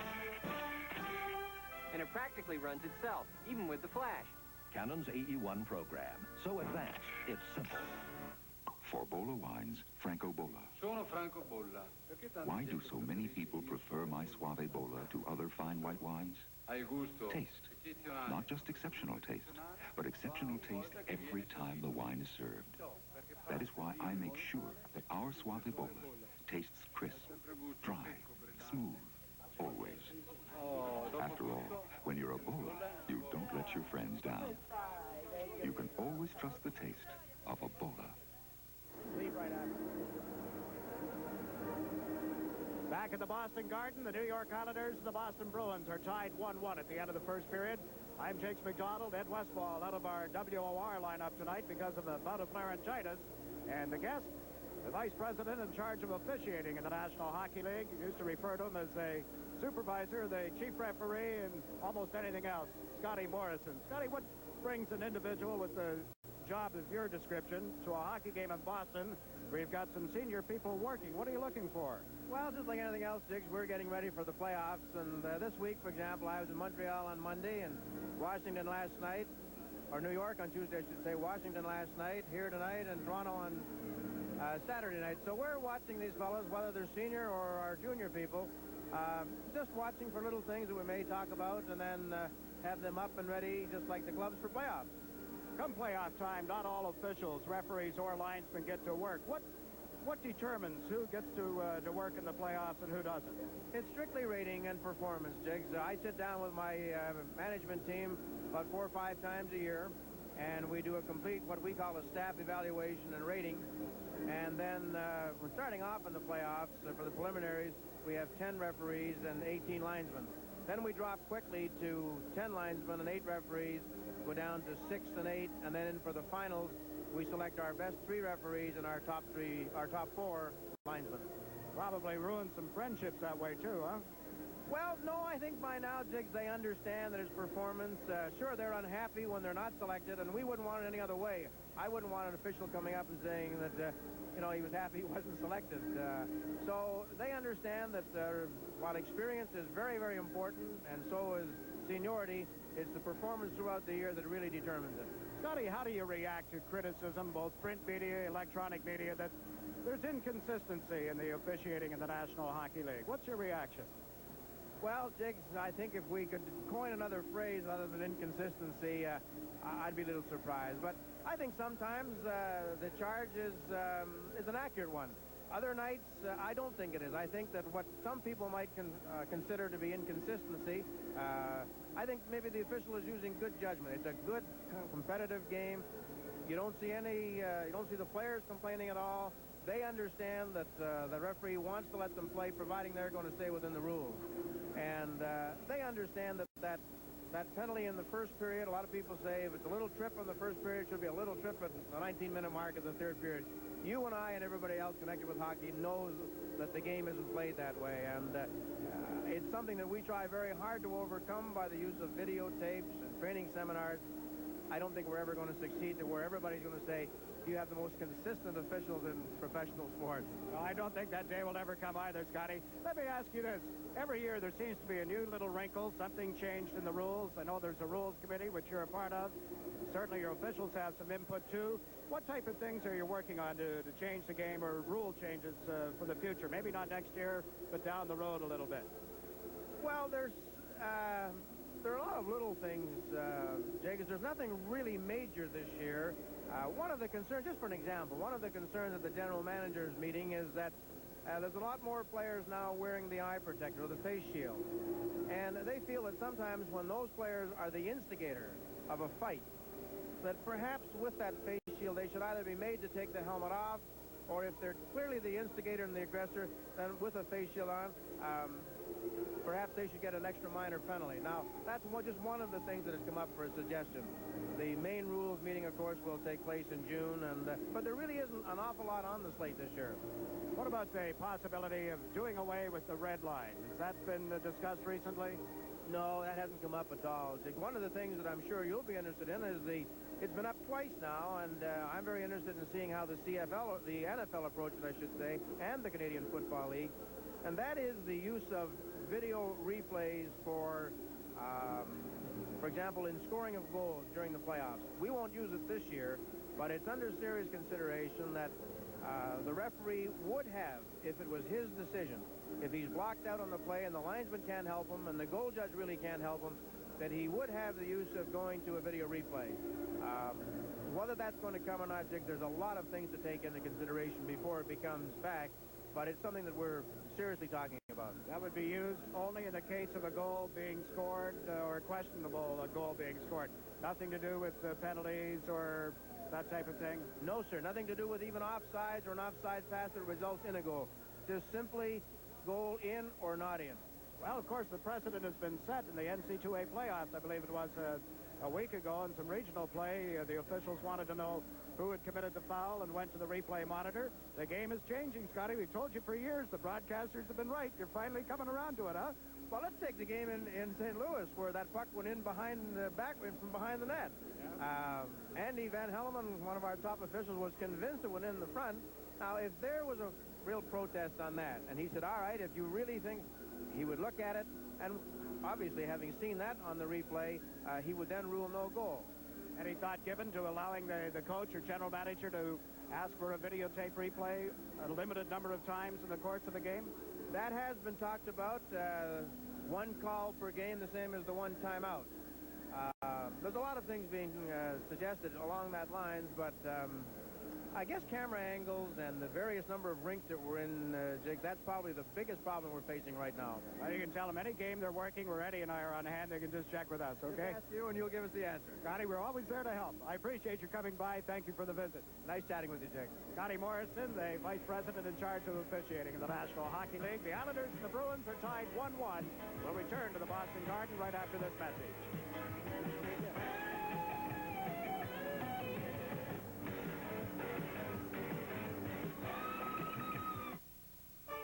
Nissan explodes interest rates on trucks. Now get low 8.8 annual percentage rate on any new Nissan truck. 8.8%. You can save up to $600 on Nissan's lowest sticker price truck, up to $1,200 depending on the model and options. 8.8% is the lowest factory-sponsored truck financing around, but it won't be around long. 8.8%. Major savings on major motion. From Nissan, only at your Datsun dealer. What does it take to excel? I know the deadline. You'll get it tomorrow. It takes speed, reliability, economy. It takes express mail next day service from the post office. Our 2-pound pack is just $9.35 overnight, and we deliver over 95,000 packages on time every day. Yes, we got them. Oh, and Jerry, thanks. Express mail service. We deliver excellence for less. Over 10,000 doctors in Big Apple country have joined Blue Cross and Blue Shield to offer our healthiest employee benefits plan ever. With a commitment to the future, our physicians will link their fee increases to the Consumer Price Index, doing their share to help you control costs. All neatly wrapped and called Wraparound Plus. Call 1-800-554-PLUS to learn more about Wraparound Plus, the healthiest group benefits plan ever from Blue Cross and Blue Shield. If doing business around the world takes too much time, discover the AT&T International Business Network. Mr. Columbus. With AT&T, you can reach decision makers everywhere quickly. Queen Isabella? Attend an international teleconference. Your Majesty? But where are you? Without leaving the U.S. Send exact copies of key documents internationally in minutes using fax. I'm not in the East Indies? The most cost-effective way, the AT&T International Business Network. Tonight's guest receives from Fortunoff, the source, a Seiko quartz watch. See Seiko's winning combination of quartz accuracy and unique styling at Fortunoff, the source. Seiko, setting the standard for the world for the future. The Islanders and the Bruins tied 1-1 here at the Boston Garden.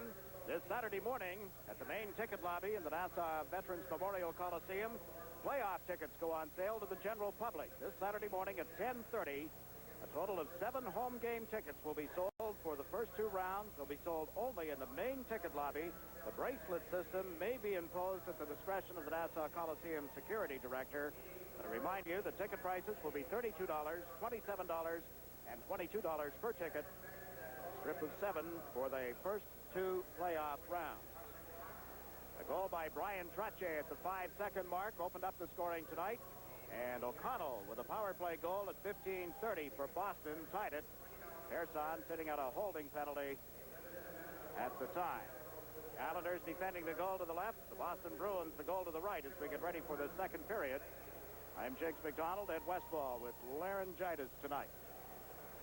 Keep you updated on the other games in the National Hockey League as scores become available. Philadelphia was leading Pittsburgh 1-0, or 4-1, excuse me, at the end of the first period. 4-1. Flyers leading Pittsburgh. Trottier unable to pick up Langevin's pass at center ice, and Casper has dumped it in. Mike Milbury did not return to the Boston Flyers bench for the start of the second period, by the way. Johnson comes over the Boston line. The pass to Gilbert went behind him. He races to the corner, put it out in front. Back to the point for Langevin. Lets the shot go, and Keens made the save. Trottier to the corner for Gilbert. To Trottier in front. Shoots Keens the save again, and Bork picked up the rebound. Ray Bork fired it off Bossy's stick. It goes over the glass and into the seats. We're 36 seconds into the second period. Let's take a look at Doug Keens and some of the work in that Boston net. The puck came back to Trottier. Saw the puck rolling, but off the stick of Keens. The face-off comes outside the line after it had been cleared up into the seats. I'd like to congratulate the Rome Catholic High School Red Wings, who won the New York State Division II championship on St. Patrick's Day up in Glens Falls. They tied the game with 6 seconds left in regulation and then won 42 seconds into overtime, 5-4. And our congratulations to Bill Fleet, the coach of the Rome Catholic High School Red Wings. Watching the Islanders and the Bruins here on WOR tonight. Peterson has cleared the puck ahead to Middleton, but across 2 lines. The short ice surface here at the Boston Garden. It'll catch up with you. The Bruins play it very well, and so they should. They get a lot of time to practice in this building. Look at Ricky Middleton. The Islanders with Brent Sutter between Pat Flatley and John Tonelli. Peterson at center ice, Middleton on the right, Krushelnyski on the left side.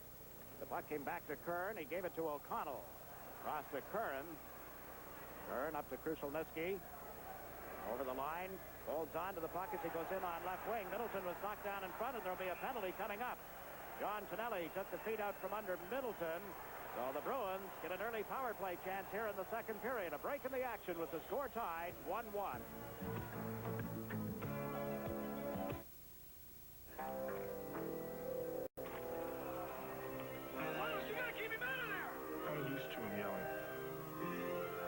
Not at me.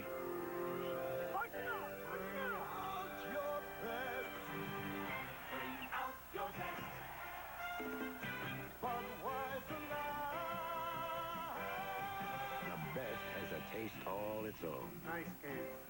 Enjoy it.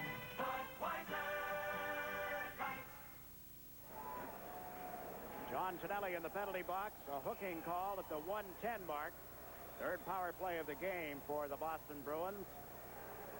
Peterson, Middleton, and Krushelnyski up front, and Potvin cleared it. Not out. There's Bork. Over to Peterson on right wing. Put it off to the side of the net. Smith caught it, held on to it, and then pushed it up into the chest of Krushelnyski. The Islanders go home to face the Minnesota North Stars on Saturday, and then into Buffalo for a game that we'll have for you on WOR Sunday night. The Islanders complete their home season next Tuesday with a visit from the Montreal Canadiens. That'll be Montreal's only visit to the Coliseum this year. Potvin cleared the puck to the blue line. Bork took it from O'Connell and shot it around the board. Kenny Morrow draws the crowd. Peterson trying to knock the puck away from him, but went right to Trottier. Trottier out on this right side. Fed it to Bourne. Works on Bork with a drive that went over the top of the net. And up the left side for O'Connell. O'Connell takes a little time setting up the play. The pass into center ice to Bork. Across to Peterson on left wing. Barry Peterson's drive off the blocking glove of Smith. Peterson plays it around to O'Connell. Billy Carroll steps into O'Connell, and Peterson picks up the puck again. Now to O'Connell. O'Connell centers it. Krushelnyski turns. It was cut off in front as Bourne came back to help out Bill Smith. And the Islanders force the Bruins back with 60 seconds left in Tonelli's penalty. The game tied 1-1 as Bork starts out. Ray Bork shoots it wide of Smith. He cuts it off for Johnson, off the boards, up to Butch Goring. Slaps it into center and down into the Boston zone. Keens out of the net to cut it off for Sluzak. Sluzak gave it to Fergus. 35 seconds left in the power play. The Bruins taking a little time getting organized here. Keith Crowder over to the right side to Bork. Shot it around the boards. Fergus comes in after it. Fergus trying to set it up at the side of the net, but Keith Crowder was too well covered. Thomas Johnson in the battle for it. Wins the battle and comes to center ice. Stepped over Keith Crowder's stick, but maintained control of the puck. Johnson off the board. Fergus drops it back inside the Boston zone. 10 seconds remaining in Tonelli's penalty. Now Bork feeding it to Donnelly, and Billy Carroll took it away from him. Carroll trying to clear it. It hit Keith Crowder, and now Langevin has dumped it down the ice. Tonelli is back on. The team's at 6 aside. 1-1 tie at the Boston Garden. Bossy coming back. Knocked the puck away from one of the Bruins. Got it to Greg Gilbert. To Trottier. Trottier hit by Kuzak as he dumped it in around the board. That's Ray Bork being bothered by Gilbert. Bork pass. Fergus fed it to Donnelly, who comes over the line on left wing. Johnson chases him to the corner with a neat check. Keith Crowder came in, failed to pick it up. Bossy goes back for it, lays it up the boards. Here's Curran at the left side. He shot it wide. It was tipped. Smith the save, and a dandy save as Keith Crowder was parked right on the top of the goal crease with him. Got it up on the stick-hand side. Smith making the original save. Let's go back and take a look at it. There's Curran shot off the point. Keith Crowder knocks it down, tips it on target, got his own rebound, and Smith hung right with the right post. Couple of good saves. There's the first and the second. Langevin comes across, takes care of Crowder after Smith had made the second stop. Bruins outshot the Islanders 10-7 in the opening period. Game tied 1-1. Bossy after the draw, giving the puck to Persson. Up the left side to Gilbert. Now to Stefan Persson. Backhanded it around the boards. Gilbert goes into the corner to pick it up. Unable to get it out in front. Now Curran clears it right to Boudelier in deep. Boudelier holds on to it, centers it back to the point. Persson a drive through a screen, deflects wide. It went off still, and now Gilbert gets checked in the corner. The puck loose on the boards. O'Reilly works it ahead to Nill. In Nill to Mike O'Connell. Comes over the line on left wing with a shot that went off Persson's stick. Ends up back of the net. Trottier around to Greg Gilbert. O'Reilly leaned into him. Gilbert got away from the check. Gave the puck to Trottier. Now to Bossy. Bossy parks just inside the line. Got to Trottier, and his backhander went off Bloom's stick. This is Casper coming out for the Bruins. Casper fires one at center ice off the right skate of Smith. Picked up by Clark Gilly. Now to Boudelier across to Dwayne Sutter. Goring and Gillies move into center ice. Luzak breaks up the play at the Boston line. And Gillis for the Bruins takes a hit from Dwayne Sutter as he dumped it in. Boudelier back. Up to the right side. This is Sutter to Gillies. And trouble handling the puck at the Boston line. It's loose and picked up by Bruce Crowder. McTavish trailing the play. Crowder in off left wing. Left it for McTavish. He shot it off the left arm of Smith. Gillies over in the corner. Gets bumped by Gillis. Top man and McTavish moves in as well, and there's no further play. A break in the action. The score tied. Islanders 1. The Boston Bruins 1.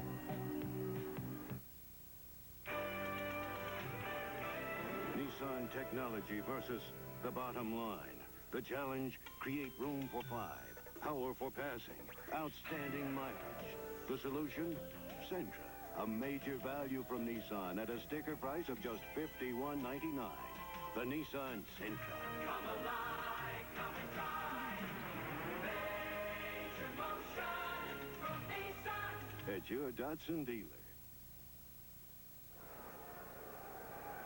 Here's another look at the play.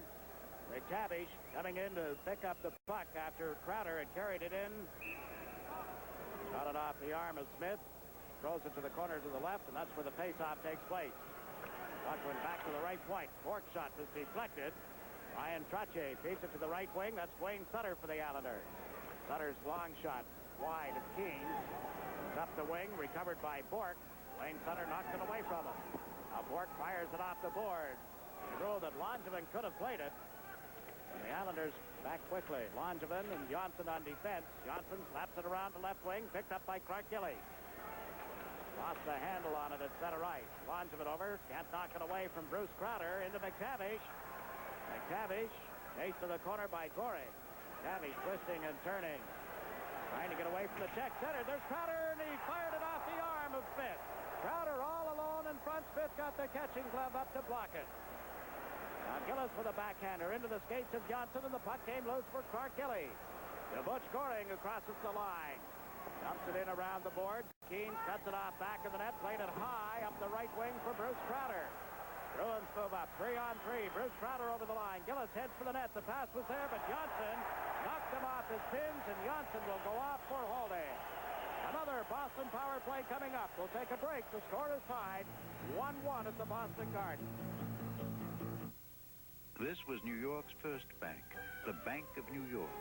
Today, we're one of the country's most dynamic banks, a major processor of government securities and mutual funds, a leading lender to such industries as communications, construction, and utilities. Yet we've never outgrown our commitment to personal service. Only one New York bank has endured to celebrate a bicentennial, the Bank of New York, looking ahead for 200 years.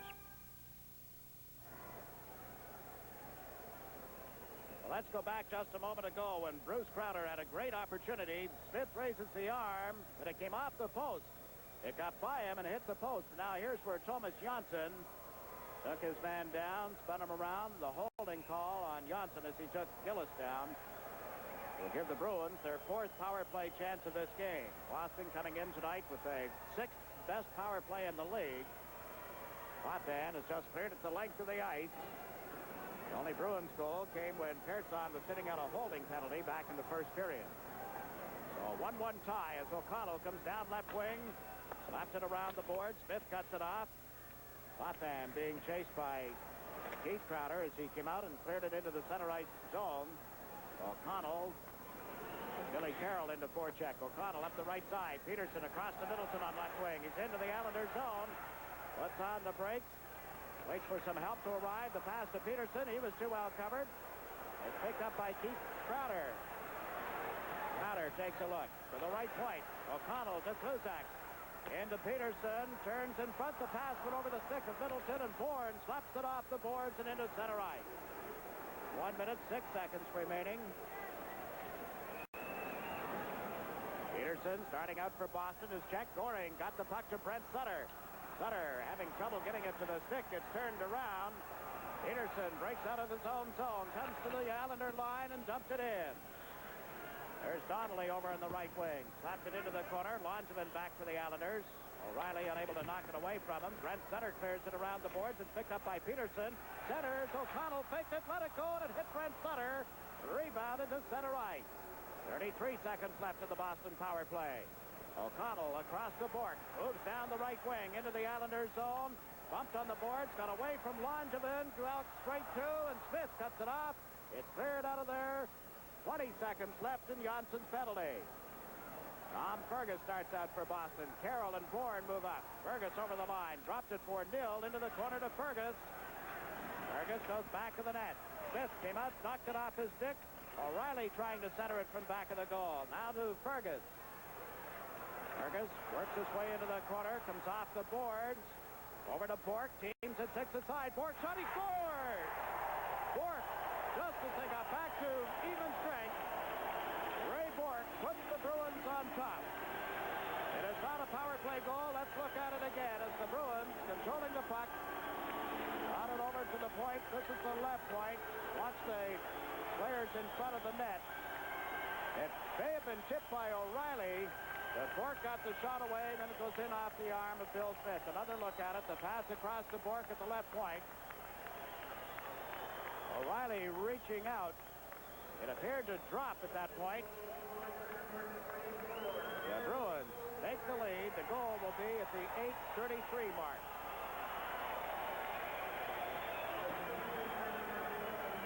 Terry O'Reilly does get the goal, his 13th of the season. O'Reilly deflecting the shot by Bork.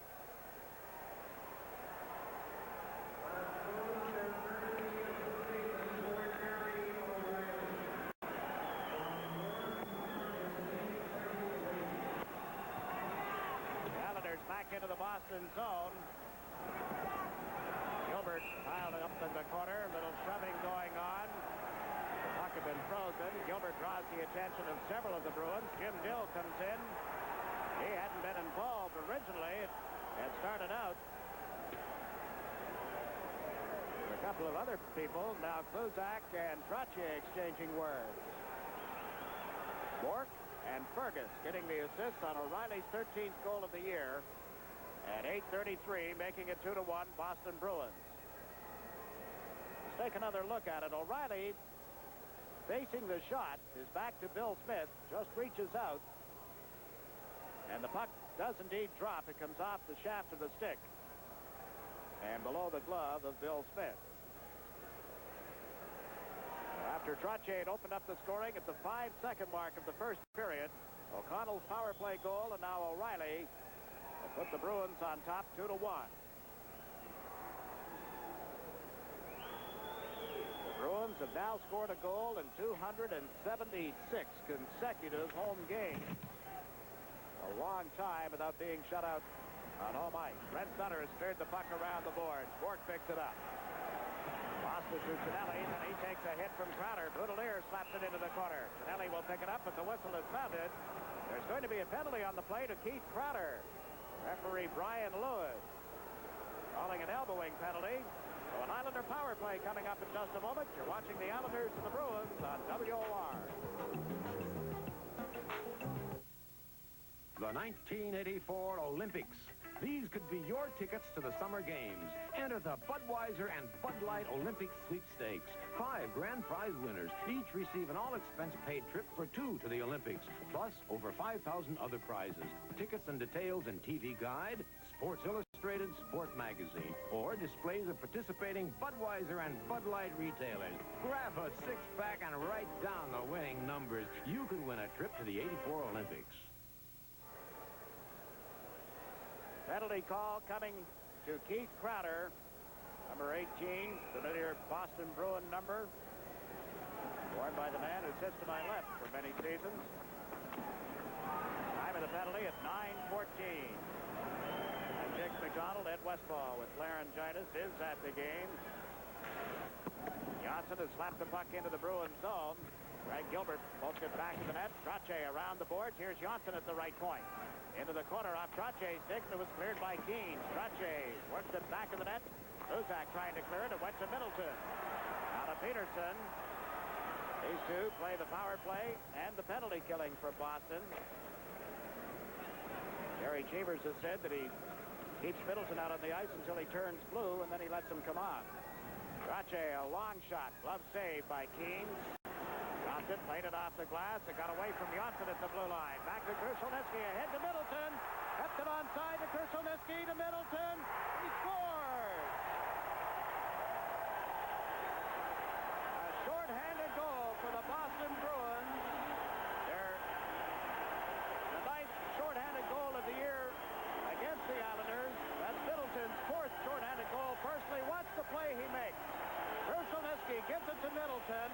He takes it just in over the line. Instead of cutting in toward the net, he drops it back and cuts to the right. Krushelnyski gets it right back to Middleton off his stick between the legs. And Bill Smith, a pretty play for Boston. And Middleton, with his 46th goal of the year, has made it 3-1. Another look at it. Krushelnyski to Middleton. Short-handed goal. It comes at 10:08. Still a minute and 4 seconds remaining in the penalty time against Keith Crowder. Talk about a heads-up play. Middleton to make it all happen, dropping it back to Krushelnyski. The Islanders with the work cut out for them now. Pearson dumps it into the Boston zone. Charging it after it is Tonelli. To Kern into the corner. Kern able to kick the puck loose for nil, and he has dumped it down the ice. 35 seconds left in Keith Crowder's penalty. Boudelier moves into the center ice zone. Got it around the boards. Tonelli knocked it down. Couldn't get a stick on it again. Here's Boudelier into Tonelli. Tonelli, who will celebrate his 27th birthday tomorrow. To Brent Sutter. Out in front, Flatley was there. Couldn't pull the trigger as Krushelnyski had a piece of him. Pat Flatley out of the corner. Comes in deep, gave it to Brent Sutter. Now to Tonelli.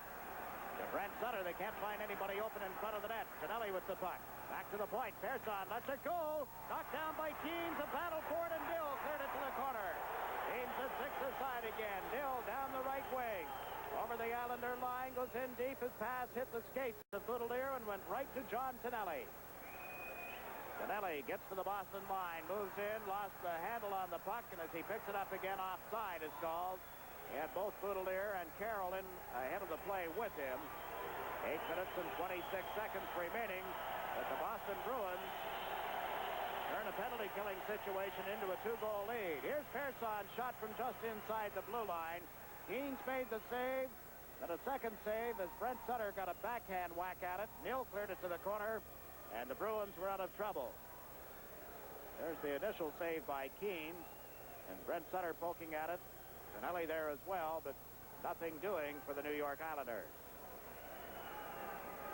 Bruins have cleared the puck. Johnson to Nystrom off his stick. Knocked it away from McTavish. Johnson picks it up. Into the corner to Langevin. To Bob Bourne. Now to Billy Carroll and to Nystrom on right wing. Nystrom centered one in front. Carroll was too well covered. Bourne poking at it. Bruce Crowder stepped in front of him. McTavish got it out to center ice for Gillis. From the line, a shot blocked by Smith. Langevin up the left wing, off Bourne's stick. Bourne battling O'Connell as they move along the boards. They managed to get it outside the Islander territory. Then frozen right at the Boston bench, and both teams take a look at the clock. The Bruins are going to make some player changes as you see O'Connell going off. Jerry Cheevers, the Boston coach, setting out Fergus, Donnelly, and Keith Crowder, and now Al Arbor decides he'll make a change. Clark Gillies coming out with Butch Goring and Dwayne Sutter. Cheevers, pretty good chance to be coach of the year in the National Hockey League if the selecting committee doesn't take a good long look at Brian Murray of the Washington Capitals. Certainly he'd have to be odds-on favorite right now, I would think. All my colleagues, including Ed Westfall, members of the NHL Broadcasters Association, do the voting on that. Langevin with the puck back to the net, up to Goring. Goring into the center ice zone. Shot it wide of Keens. Gillies goes to the corner for it. Played it deeper to the corner. Goring picks it up back in the net. Out in front to Langevin. Langevin's shot was blocked by Bloom, and Donnelly springs loose. One man back. Keith Crowder moves up, and Johnson broke up the pass. Sutter at Goring, who comes over the line. Goring on this right side gets turned around by Kluzak, and the puck is taken by Bork. Bork took a hit from Dwayne Sutter. Goring went after it. Couldn't get a stick on it. Fergus runs into the check from Gilbert. And now Keith Crowder dumps it to center ice. Little less than 7 minutes to play in the second period. Poppan's pass stolen by Bork. Comes over the line with a drive. Stick save by Smith as Bork really drilled one. Gilbert across to Dwayne Sutter on right wing. Sutter turning, taken off the play by Jim Nill. Morrow's pass is intercepted by Casper. Backhanded one in front. It got away from both O'Reilly and Morrow. Here's Nill. Hill rounds the net. Goring chases them to the board. O'Reilly gets tied up with Poppan, and Morrow picks up the puck. Kenny Morrow plays it off Gilbert's stick, and went off O'Connell as well, and the Bruins have to go back in a hurry. O'Connell up the right wing, away from Casper. Poppan could have played it, they ruled. Icing waved off as Poppan went back. Gave it to Morrow, now to Pat Flatley. Flatley clears it across to the right side. O'Connell takes control there. O'Connell across the line into the corner for Casper. Casper checked by Brent Sutter. Smith knocks the puck loose. It comes to the side of the net, picked up by Poppan. Fires it off the board. They go right to Keene, so play continues. Curran back for Boston. Around to the right wing. Krushelnyski waited for it at center. Now Middleton, who has just stepped out on the ice, dumps it in right to Bill Smith. Smith fires it up the right side. Center ice. Bork is back. Dave Bork playing it back and forth. Curran out of center ice and into the Islanders zone. That's Bork leading the rush. Centered one in front. Krushelnyski backed in over top of Smith and ends up in the net. John Tonelli picks up the puck over on left wing. Tonelli knocks it out into the center ice zone. Coming back for it is Bork. Inside the Islanders zone. Peterson poked it away from Langevin. Smith clears into the corner for Flatley. Langevin punched it ahead. Trottier sprung it loose. Sends Tonelli over the line. Tonelli to Trottier. Moving in on goal, and he ran into Blum. Trottier comes out of the corner with it. Can't make the centering play. Recovers it right at the Boston line and shot it to the corner. Tonelli picks it up. Tonelli trying to one-hand it to Trottier. He's taken off the play by Peterson. Bossy moved in, and the puck is deflected high to the corner for Trottier out in front. Bossy shoots, he scores! Bossy deep in the slot. Trottier puts it right on his stick. Bossy gets his 46th of the year. And it's a 3-2 score. Boston on top. Let's take another look at it. Watch the front of the Boston net as Trottier backs into the corner. There's Bossy. Whoops. Better not leave him all alone there. John Blum, the defenseman, failed to pick up Bossy. And the sniper, who had gone 4 games without a goal, gets one right there. Number 46. It comes at 15:25. Bossy from Trottier. I believe that'll be the only assist awarded on the goal. Bossy from Trottier is the way it stands at 15:25. Oh, it's 3-2. The Islanders start in their own territory. Dwayne Sutter over to Paul Boudelier. Gets in around Keith Crowder, then was knocked down, and O'Connell picks up the puck. Failed to clear it out. Boudelier had poked it right back to O'Connell, and now the Boston defenseman forces the Islanders to hustle back. Pearson around to Clark Gillies. Gillies up the left side to Goring. Circles in front of the net. Butch Goring over center ice. Draws a crowd as he pushes it into the Boston zone. Keane dumps it to the corner. Keith Crowder lost it to Goring. To Boudelier, and a shot from the flank was blocked by O'Connell. Cleared but picked up by Goring on left wing. Into Dwayne Sutter. Sutter back to Goring, and he had cut in front of the net. The pass went the other way, and O'Connell has dumped it down the ice. This will result in a whistle for icing as Pearson goes back to touch up.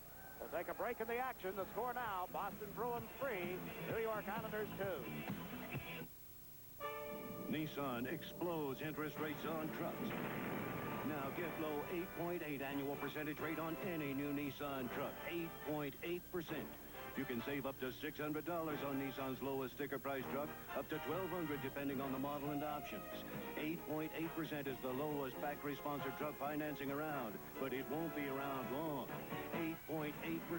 Major savings on major motion. From Nissan, only at your Datsun dealer. A lot of players picking up their 46th goals of the season tonight. Middleton for the Bruins, Bossy for the Islanders, LaRouche for the Rangers with his 46th of the year. Rangers are leading the Devils 4-1. Philadelphia is 6-2. Flyers leading Pittsburgh. Here the Islanders are down by a goal to the Boston Bruins. Bork comes in over the line, checked by Potvin. The puck came right out in front, and Peterson shot it high. Billy Carroll waits back at the Islander net. Carroll in the lineup is Pat LaFontaine. It's up with a cold. 7 Islanders scratched from the lineup. There are that many players over the limit. The Bruins unable to get across the line. Now Bork elects to shoot one in off the glass and up into the seats. 3 minutes and 5 seconds left in period 2. A break in the action. The Bruins lead the Islanders 3-2. What does it take to excel? It takes speed, reliability, economy. It takes express mail next day service from the post office. We'll deliver your urgent packages overnight. And our 2-pound pack is just $9.35, about half what most others charge. So next time, use the service that delivers over 95,000 packages on time every day. Express mail service. We deliver excellence for less. That's Jerry Cheevers, 43-year-old coach of the Bruins. Back at their bench, he'll be guesting with Ed Westfall in our second intermission tonight. Maybe a tip on a horse in a race tomorrow somewhere. Cheesy is affectionately known. What a stable of thoroughbreds. Potvin for the Islanders. Cross to the right side. Billy Carroll took a hit as he dumped the puck into the Boston zone, but offside on the play. I want to remind you again about the night with the Islanders coming up. Evening with all proceeds to benefit the St. John's University hockey team. It'll be held at the Waterfront Crab House on Borden Avenue in Long Island City, March 29th, a week from tonight. 729-4862 is the number to call for tickets. Let's take a look at this hit on Billy Carroll. Bang. Big Gord Kluzak moving up for the Bruins. Now as play gets underway, O'Connell takes it back to the Boston net. Across to Kluzak. Tonelli runs him into the boards. Kluzak managed to get the puck into the Islanders' zone. Bruce Crowder got spun around. Langevin in a collision, and now Flatley and McTavish go to the corner. Gillis is checked. O'Connell shots one off the blocking glove of Smith, and here's Brent Sutter over on right wing. A long pass to Tonelli, but across two lines and offside. 2 minutes and 25 seconds remaining in period number 2. Let's take a look at the play as they moved in on Bill Smith. O'Connell right there in off the point. The puck cleared immediately. O'Connell had 3 shots on goal in the first period. Had the only Boston goal on Bill Smith in the first 20 minutes. O'Connell, a very important cog on this Boston team. He's also the player rep, by the way. Native of the Chicago area. Came over here in a deal that sent Al Secord to the Blackhawks. Secord has not played this year because of a pulled muscle. Still some thought that he may never play again, which would be a shame. Bork has fed it to Plum. Shot it high. Off the glass at the Boston bench and out onto the playing surface again. Sunday night at 7, the Islanders and the Buffalo Sabres here on WOR. Billy Smith comes into tonight's game with a road record on the season of 5 wins, 7 losses, and 1 tie. He's won his 20th game of the year for 6 seasons now, as you take a look at the time remaining here in period number 2. Brent Sutter lining up against Fergus for this draw. Fergus pulled it back in over the line for Plum to Bork. Bork unable to hit Donnelly on the left wing. Now Brent Sutter gets across the Boston line. Shot it off Bork. Plum goes to the corner. Flatley backed into him. Got the puck loose for Brent Sutter. In front to Tonelli. Got turned around and then shot it wide. Good chance for the Islanders, but they couldn't make it work. And the Bruins have dumped it down the ice. Johnson touches up. We got an icing call. Well, the NC2A playoffs underway tonight. First of the weekend, Minnesota Duluth playing North Dakota. We look again at the opportunity. Brent Sutter over to Tonelli. Couldn't pull the trigger. It's turned around by the time he got the shot away. He's off balance, and it went to the right of Doug Keens. The opening round, NCAA Division I hockey finals. Minnesota Duluth against North Dakota, then Bowling Green and Michigan State tomorrow night. Bowling Green, well, any of those 4 schools have provided a lot of players for the National Hockey League in recent years. Off that at the blue line, is shot off the skate and right to Keens, who holds. The Islanders winning the face-off from the Boston end of the ice. Let's take another look at it. Trottier on the draw, back to Potvin, and there's the shot. There's where it went off the skate and flip-flopped right to Doug Keens. Peterson and Trottier once more. The draw this time to Gilbert. Into the corner. Trottier will pick it up back in the net, trying to get away from Peterson. Makes a hit. Goes down. The puck loose. Bossy chasing it. Bork looking at him. And Middleton takes over on right wing. Here's it across to Peterson. Morrill steps into him. Laid the puck to the open wing. O'Connell came over, knocked it loose for Peterson, and the Islanders have to go back. Smith left it for Morrill. Up the boards for Denny Potvin. Potvin pulled it away from Peterson. Turns, gives it to Morrill. Out to Gilbert. Gilbert just did get it across the line. It's picked up by Bork, and he lofts it to Middleton on the right side. 1 minute remaining, period 2. The Bruins have outscored the Islanders 2-1 in this period. Denny Potvin back, gives the puck to Morrill. Out of Trottier. Got it into the Boston zone. Keens loaded up. There's Gilbert over on left wing. A shot into the catching glove of Doug Keens, and he'll freeze it for a face-off. They've just changed the scoring on the second Boston goal, I'm told. Ray Bork is now credited with the goal instead of O'Reilly. Well, our replay, I thought, was very clear in the deflection off O'Reilly's stick. That would make the goal Bork's 29th of the year. rather than O'Reilly's 13th. We still have 41 seconds remaining in the second period. Al Arbor has sent Butch Goring out to take the face-off. Keith Fergus will take the draw for the Bruins. Fergus picks it up over on the right side. Say Keith Fergus, it's Tom Fergus. Now to O'Connell, to O'Reilly. O'Reilly on the left side to Kluzak, and he dumped one and ended up wide of the net. Comes right back to Kluzak. In along the boards, Krushelnicki is checked. Wayne Sutter beats it to Clark Gillies. From center ice, his drive dropped right into the catching glove. Wayne Sutter in for checking, forced Kluzak off the puck. Here's Gillies with it to the point to Janssen, and got away from him. Gillies hustles back. Steps in front of Casper, failed to clear it out. O'Reilly moves in. Over to O'Connell, and he shot it right into the chest protector of Bill Smith. 2 seconds left. They set up O'Connell neatly, and now O'Reilly exchanging some words. Langevin and Wayne Sutter there on behalf of the Islanders.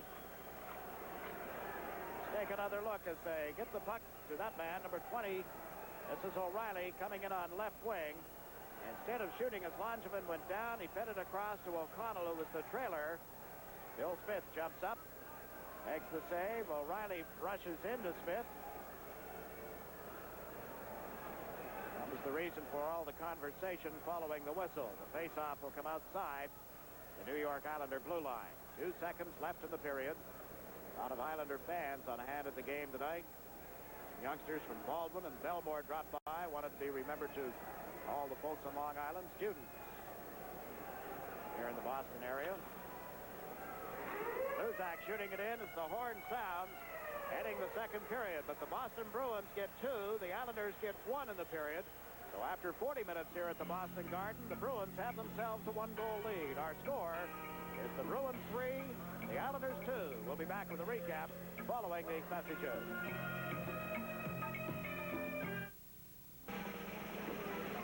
Making business travel a pleasure and providing a bonus program that lets me credit mileage from other airlines to my Eastern account and therefore earn free travel to London, Rome, South America, and other exciting places. It gives me great pleasure to present these wings to Eastern Airlines. You really earn them. At Eastern, we earn our wings every day. Of the best-selling motor oils today, 14 now save gas. But only one saves gas, offers cold weather starting down to 35 degrees below zero, and the best engine protection under extreme heat. In fact, the best engine protection you can give your car. Only one. Mobil One. It's really embarrassing when you're misled by some tricky advertising, and you stand in the middle of the showroom like an idiot, and the salesman's going, "Yeah, well, that price is for a totally stripped car." I mean, if you're going to give me the price of a car, give me the price of a real car. When your Buick dealer gives you a price, believe it. I mean, don't insult my intelligence. Canon is proud to be the official 35mm camera of the 1984 Olympics. Like gold medalist Adrian Dantley, it takes a special kind to perform at this level. Here, the Canon AE1 program performs. With its special shutter priority system, so its first priority is to stop motion. And it's as easy for me to shoot as a basketball. Canon's AE1 program, so advanced, yet simple. Now at the end of 2 periods of play at the Boston Garden, you see the score. The Bruins leading the New York Islanders 3-2. It was all even 1-1 at the end of the first period. Here's the way the shots on goal went. In the second period, the Bruins had 11. The Islanders had 7. So the totals are Boston 21, the Islanders 14. The scoring summary, a change in the second Boston goal of the game. It is credited now to Ray Bork. That'll be his 29th goal of the year. Assists go to O'Reilly and Fergus. At 8:33, Bork shot it from just inside the point on the left side. Shortly after Janssen had finished serving a holding penalty. And the Bruins took the 2-1 lead. Then at 10:08, a shorthanded goal with Keith Crowder sitting out an elbowing penalty. Rick Middleton and Mike Krushelnicki moved it back and forth, with Middleton putting it between the pads of Smith. For Middleton, his 46th goal of the year. It came at 10:08. Then at 15:25, Mike Bossy, left all alone in the deep slot, gets his 46th of the year. Bryan Trottier, the only assist, and the Islanders were back into the hockey game.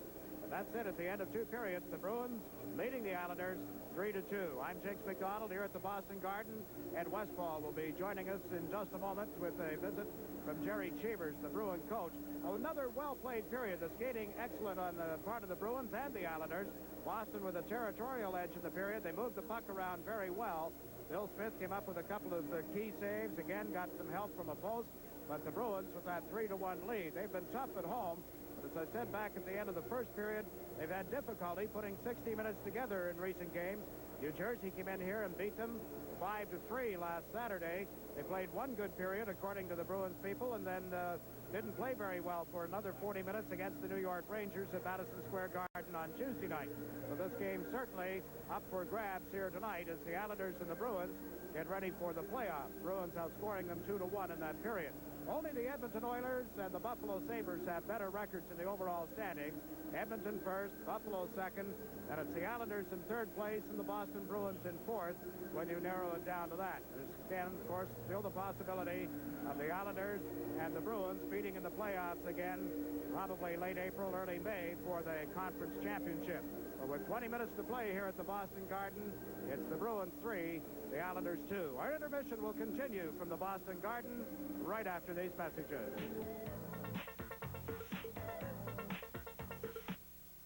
This Bud's for everyone who scrapes it, sprays it, and lays it on smooth.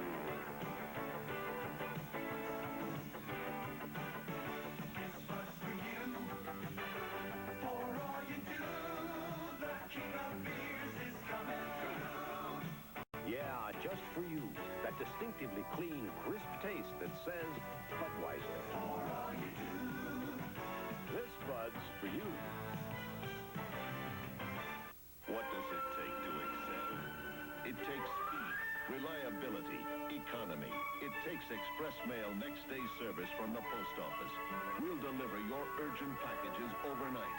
And our 2-pound pack is just $9.35, about half what most others charge. So next time, use the service that delivers over 95,000 packages on time every day. Express mail service. We deliver excellence for less. Can't you put your meeting off? Really, I can't. You know. Every business day, thousands of people travel from New York to Washington. A lot of them go with a carrier who offers 10 convenient times to take off, who has an on-time record of nearly 90%, and who gives them a wider seating coach than most airlines. Of course, this carrier doesn't fly through the air to Washington. It flies along the ground. Metroliner service.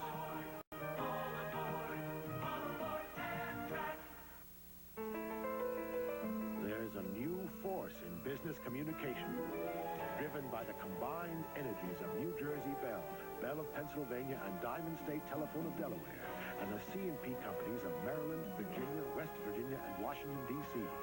Introducing Bell Atlantic, working with customers in business and government to make business communications work better. Introducing Bell Atlantic. One call, one source, one company. For 7 seasons, Ed Westfall played in front of Jerry Cheevers, the team, the Bruins, winning 2 Stanley Cups. Tonight, the former teammates reminisce. Here, Jiggs.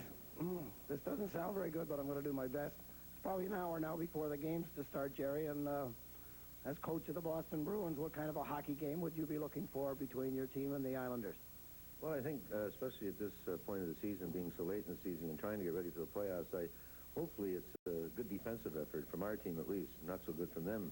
But when the two teams meet, we go back a long way, and I think regardless what the situation each team is in, at this particular point of the year, it's a hard hockey game. And I think the team that skates the best and forechecks the best will probably end up winning it.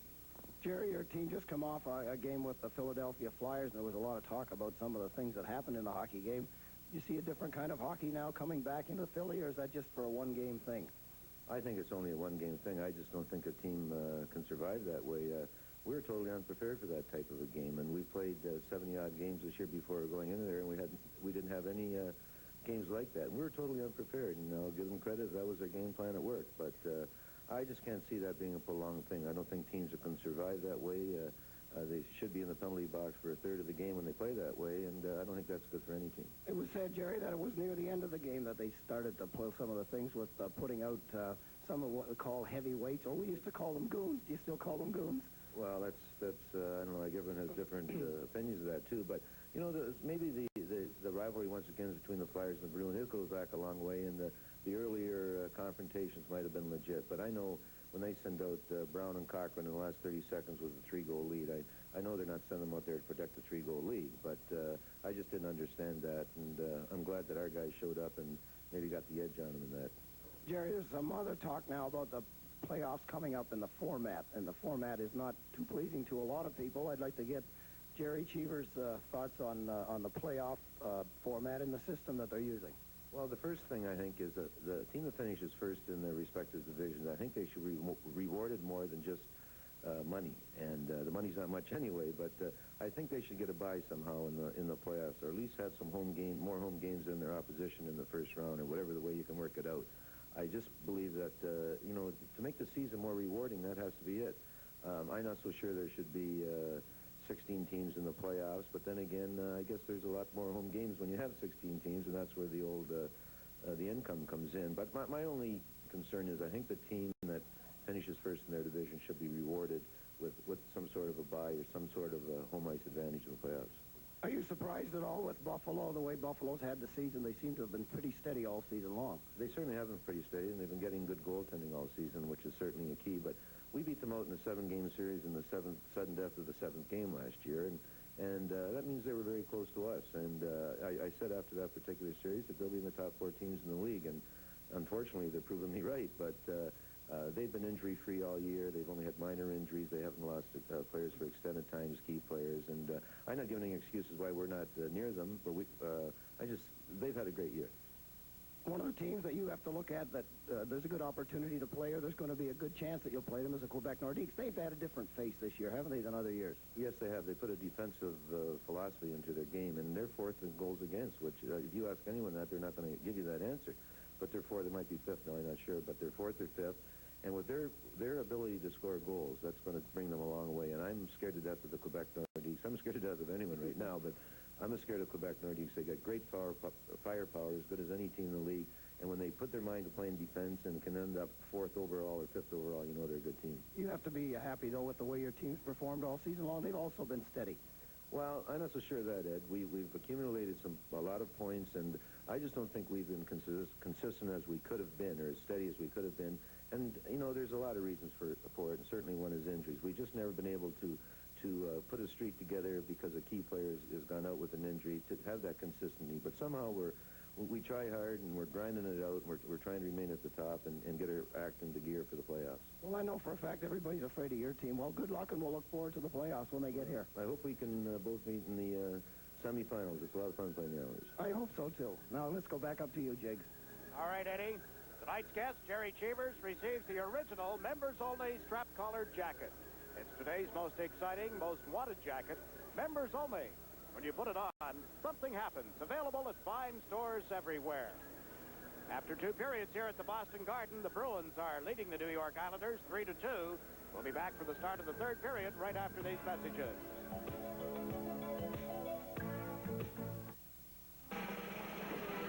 For making business travel a pleasure and providing a bonus program that lets me credit mileage from other airlines to my Eastern account, and therefore earn free travel to London, Rome, South America, and other exciting places, it gives me great pleasure to present these wings to Eastern Airlines. You really earn them. At Eastern, we earn our wings every day. When you're taking a trip for business or pleasure, it's nice to know the best places to stay and eat along the way. The Mobile Travel Guide comes in 7 regional editions. It quality rates hotels, motels, and restaurants from 1 to 5 stars. You get easy-to-follow maps and coupons worth up to 50% off on attractions and places to stay. The Mobile Travel Guide. It'll make your trip 5-star all the way. When your Buick dealer gives you a price, believe it.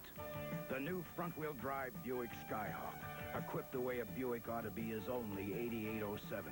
And that price includes all these extras. Power steering, power brakes, automatic transmission, air conditioning, AM/FM stereo, even front and rear carpet savers. We've made sure the 8807 includes a lot of Buick comfort and convenience as well as quality. If you price a Buick, you'll buy a Buick.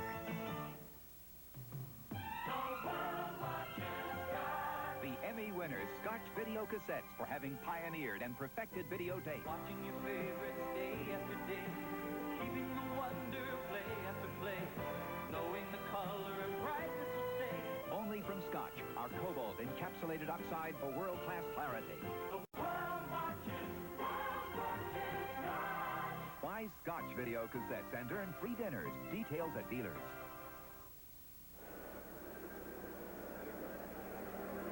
Back at the Boston Garden as the Islanders return to the ice. A reminder that reservations are now being taken. Well, let's first of all go to the replay monitor. This is the goal by Middleton. Watch the play he makes just inside the blue line. Drew the defenseman, dropped it back. Krushelnyski to Middleton, who was wide open to the left side of Bill Smith. Smith went down. He slipped it between his legs. Now the Islanders get back into the hockey game. Bryan Trottier spotting Bossy all alone in front of Doug Keens. Mike Bossy with his 46th goal of the year. He'd been snake-bitten over the past 4 games. There's number 46. That goal came at the 15:25 mark, and you see the smile on Mike Bossy's face. Pretty pass from Trottier to set him up in the slot. Now the reminder about reservations being taken for the 1984 New York Islander Nassau County Summer Hockey School. School begins July 9th, runs through September 1st. 1- and 2-week sessions available to boys and girls ages 7 to 18. For information and a brochure on what will be going on with this year's summer hockey school, you can call right now, Candiac Park. Training camp site, practice rink as well for the New York Islanders. Area code 516-935-3501. Back with you on WOR Sunday night at 7 o'clock. The Islanders and the Buffalo Sabres live from Memorial Auditorium. Then on Saturday, March 31st, the Islanders and the Washington Capitals at 7:30. The classic matchup that'll be just before the playoffs begin. And the final game of the regular season will see the Islanders and the Pittsburgh Penguins on WOR Sunday, April 1st, also at 7:30.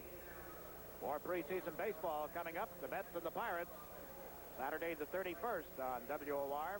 Mets beat the Yankees yesterday in a game that was carried here from sunny Florida. So we get set for the third period. The Islanders to the right, the Bruins to the left. The Islanders have had 2 power play chances. The Bruins have had 4. Boston successful once. The Islanders had their power play broken up in the second period. The Bruins, a record of 36 wins, 2 losses, and 2 ties when they go to the third period, leading the hockey game. And the Islanders, who have not won in this building since November of 1981, have moved the puck in deep. O'Reilly picks it up in the right wing corner.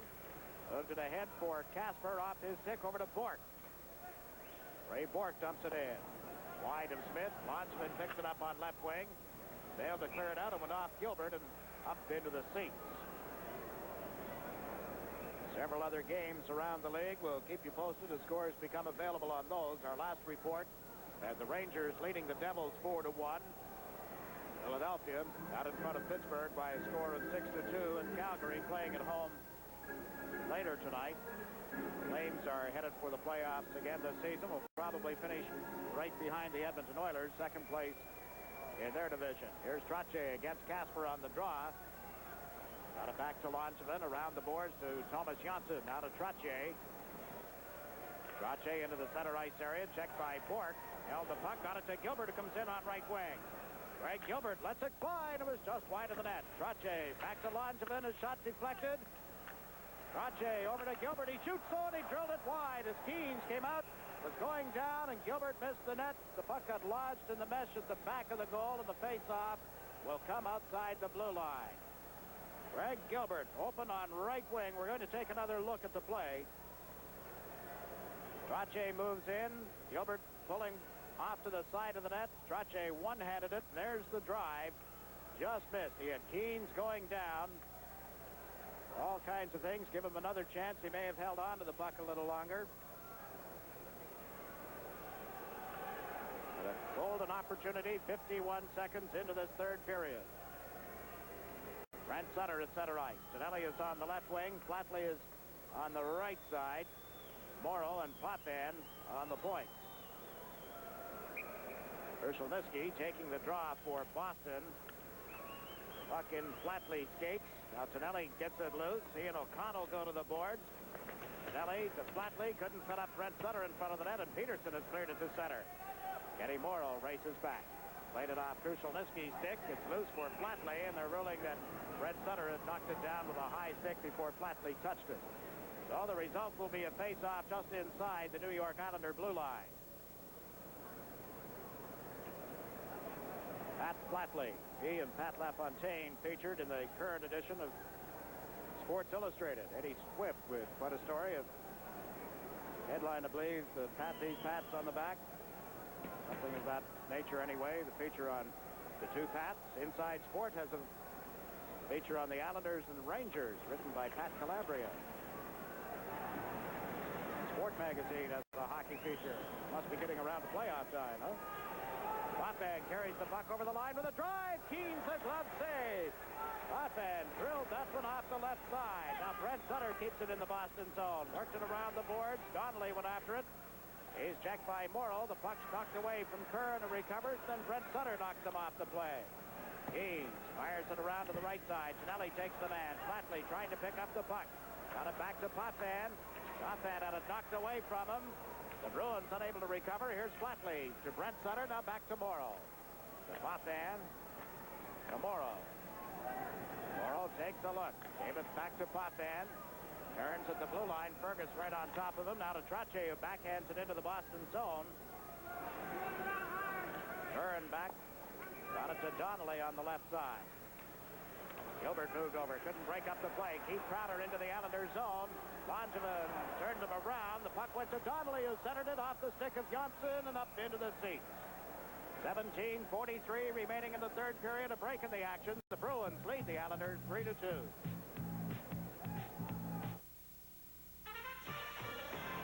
This buzz for everyone who's getting the 1984 Olympic Games ready for the world.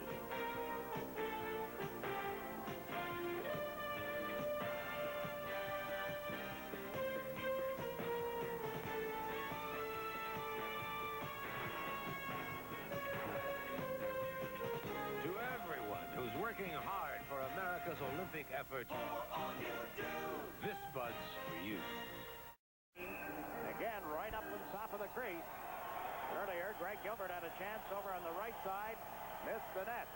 Oh, what a shot by Nill, and Smith got the stick hand up in front of it as the Bruins get control of the puck again. O'Reilly centers it.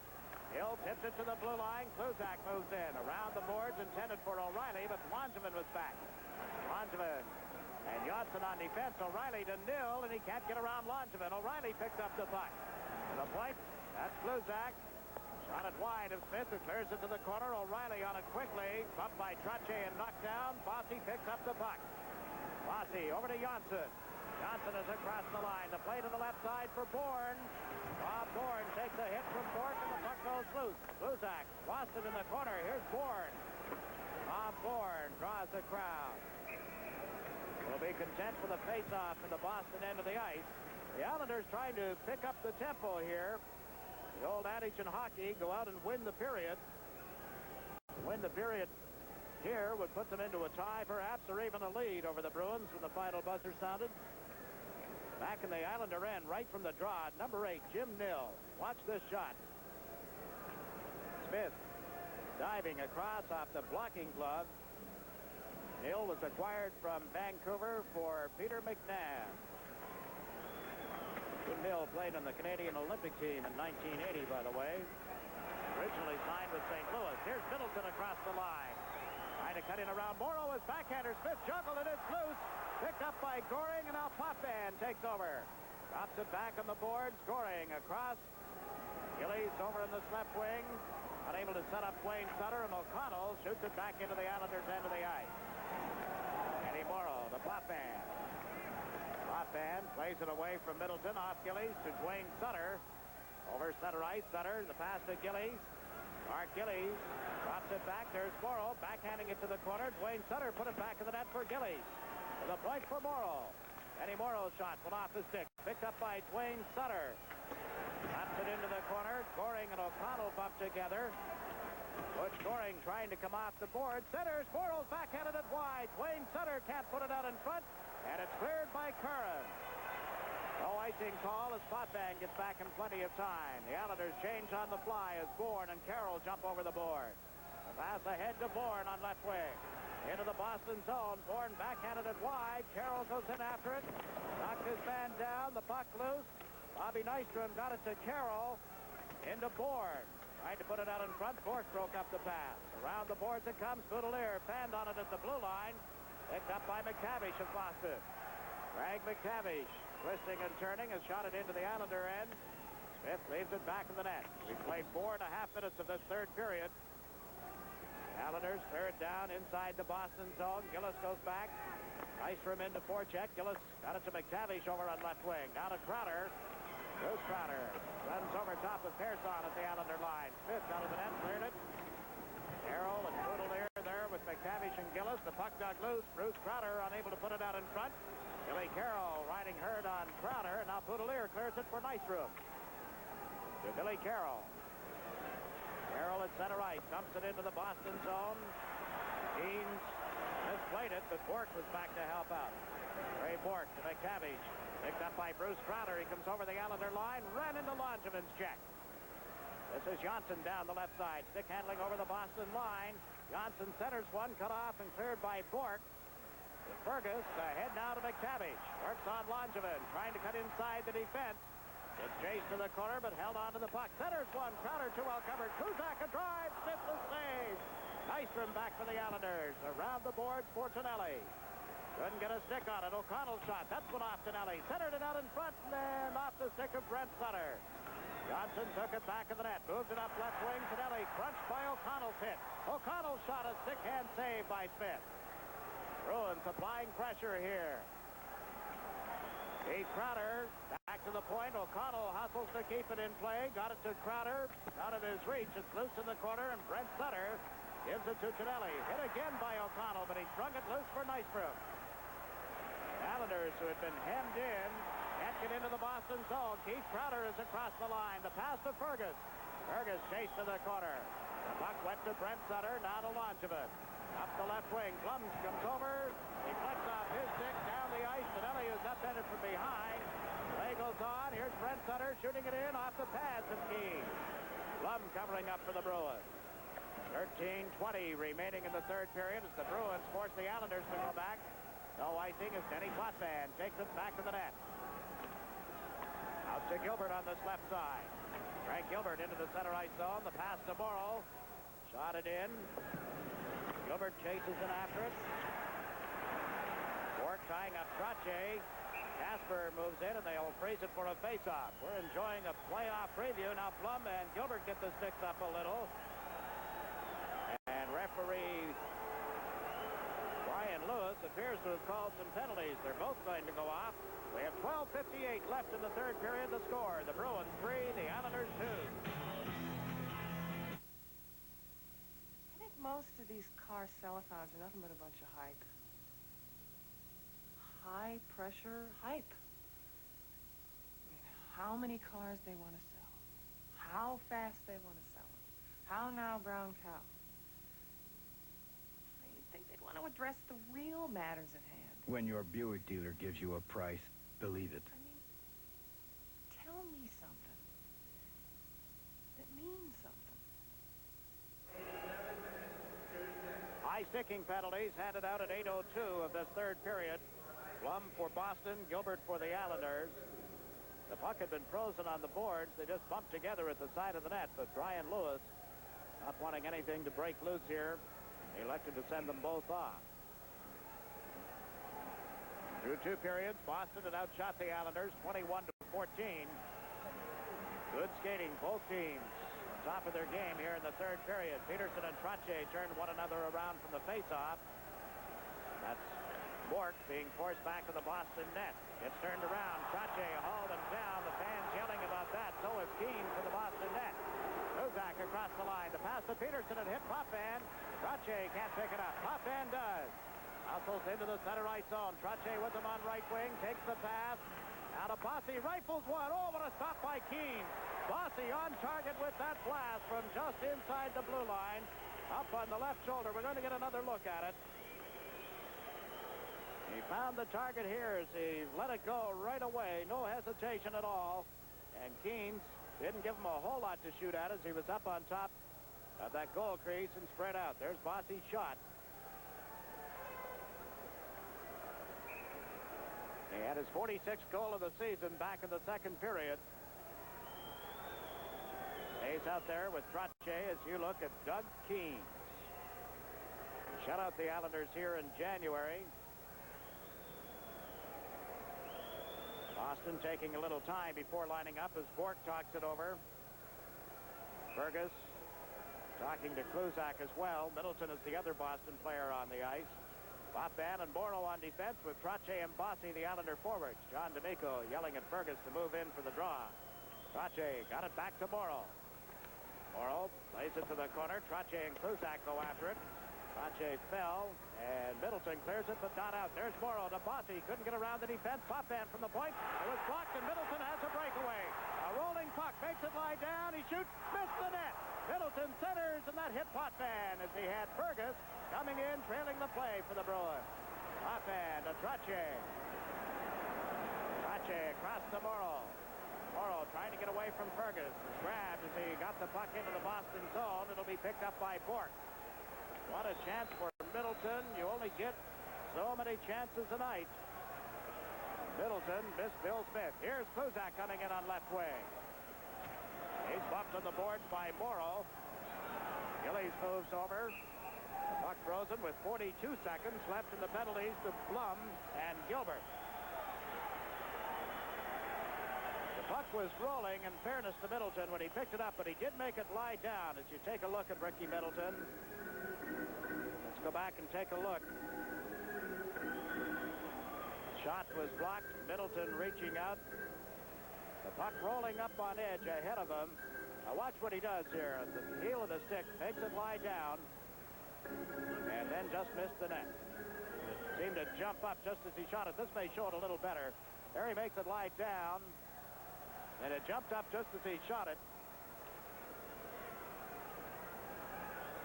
Play gets underway with Goring feeding it off the skates of Gillies into the Boston zone. He and Curran go to the corner.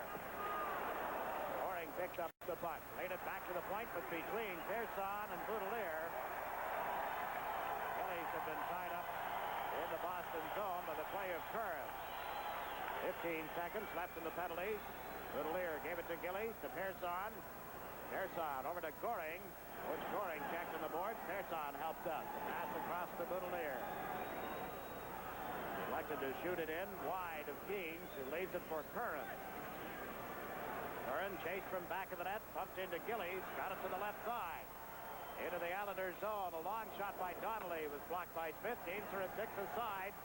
Just a little less than 11 minutes to play in this third period. The Islanders trail 3-2. Boston trying to put on pressure again, but O'Reilly's pass intercepted by Goring. Butch Goring over to Janssen. Out of Bourne at center ice, and went off his stick, hit Bork. Ray Bork has trouble picking it up. Now gets across the line. Owen stayed onside, and Langevin goes to the corner. Takes a hit from Dill as he got it ahead to Bourne. Bob Bourne down the left side, over the Boston line, runs into Bork. Left the puck. Billy Carroll has ridden into the boards and came out in front, but right to Nill. Jim Nill. Kluzak on left wing. Kluzak back to O'Reilly. O'Reilly shoots this one off Langevin. O'Reilly got the rebound, and Smith clears it at the side of the net and grabs it, forcing a face-off. We're midway through the final period, a break in the action. The Bruins are leading the Islanders 3-2.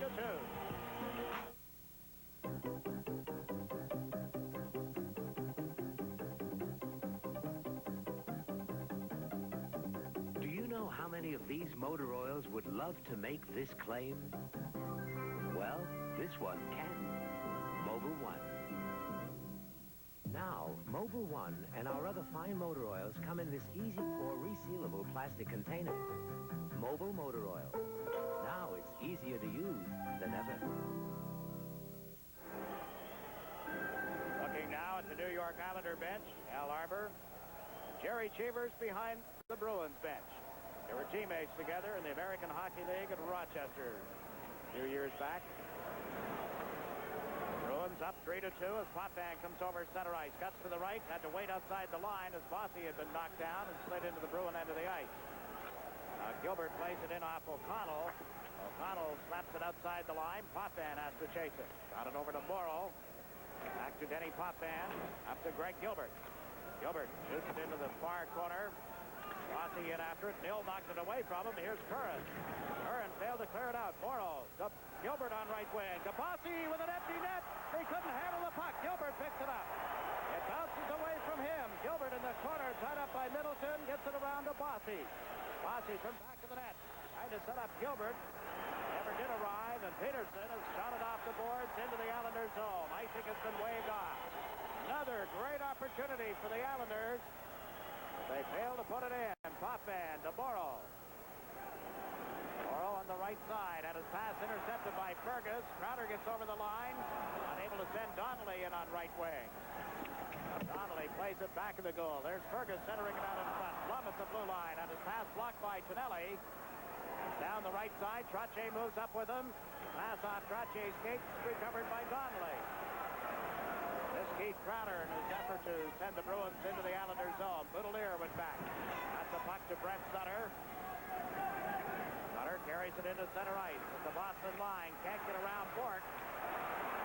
Fergus across to Keith Crowder on right wing. Tried to cut in around Boudelier. They go to the corner together, and Tonelli back for the puck is tied up. There'll be a face-off to the left of the Islander net. Now 8 minutes and 12 seconds left in the third period. The score, Boston 3, the Islanders 2. Really embarrassing. When you're misled by some tricky advertising, and you stand in the middle of the showroom like an idiot, and the salesman's going, "Yeah, well, that price is for a totally stripped car." I mean, if you're going to give me the price of a car, give me the price of a real car. When your Buick dealer gives you a price, believe it. I mean, don't insult my intelligence.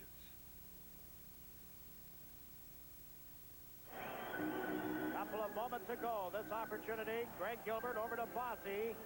The puck rolling into his skates. He was in deep by the time he was able to recover. Put it out in front, off Keens and into the corner. Gilbert and Curran have had a personal battle all night long. And it was Gilbert's play on Curran that got the puck to Bossy. Here's O'Connell with a shot. Big save. Kluzak from the point. That changed direction. Bruce Crowder centers one, fifth, steers it aside. Flatley over on right wing. Feeds it to Tonelli. To Brent Sutter. Grabbed by O'Connell. No penalty call. Kluzak back for the Bruins. Marks behind the net. Toward Kluzak. Around the boards. O'Connell let it go. And Bruce Crowder has dumped it down into the Islanders' zone. Terson goes back for it. Not too many icings in this game. Bruce Crowder in for the puck, and his shot is grabbed by Smith. The Islanders seem to nonchalant it a little bit, and the Bruins jumped right on top of them. Let's take another look at the play. The Islanders a little slow in moving it around the board and getting to the puck, really. And Bruce Crowder came streaming in on right wing, a shot up from the left side. Between the elbow and the chest of Bill Smith, and then into the catching glove. Peterson out to take the draw for the Bruins. Trottier for the Islanders, and it went to Potvin. Around to the right side, that's Wayne Sutter. To Butch Goring, he's checked by Middleton. Rick Middleton on the backhand, turning, lost the puck. Trottier pokes it into center ice and gets tripped up by Bork. Those puck. Krushelnyski knocked down. Goring is upended. Stepped on Peterson's stick, actually, and the Bruins have to go back, or at least the Islanders, I should say, have to go back. Potvin got it to Morrow.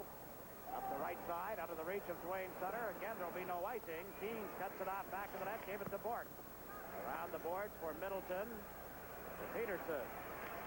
Krushelnyski gets over the line. Morrow took him off the puck, and there's Potvin with him. Potvin up the left side. That's Gillies. Over to Wayne Sutter. Past Achilles was behind him. When he picked it up, he is offside at the Boston line. We have 6 minutes and 47 seconds left in the third period. A break in the action. The Bruins 3, the Islanders 2. For making business travel a pleasure and providing a bonus program that lets me credit mileage from other airlines to my Eastern account and therefore earn free travel to London, Rome, South America, and other exciting places, it gives me us great pleasure to present these wings to Eastern Airlines. You really earn them. At Eastern, we earn our wings every day. Face-off coming in the center right zone. Billy Carroll at center between Nystrom and Bourne for the Islanders. O'Connell has shot it in around the board. Donnelly over on the left side. Nystrom knocks him off the puck. Thomas Johnson picks it up. Johnson from back of the net. Checking out his options. Everybody covered well. Now the pass to Billy Carroll. Carroll at the center ice stripe. Left wing to Bourne. Trying to get in around Keith Crowder, but it's offside. They roll. Donnelly, number 29 for the Bruins, is with the Canadian Olympic team.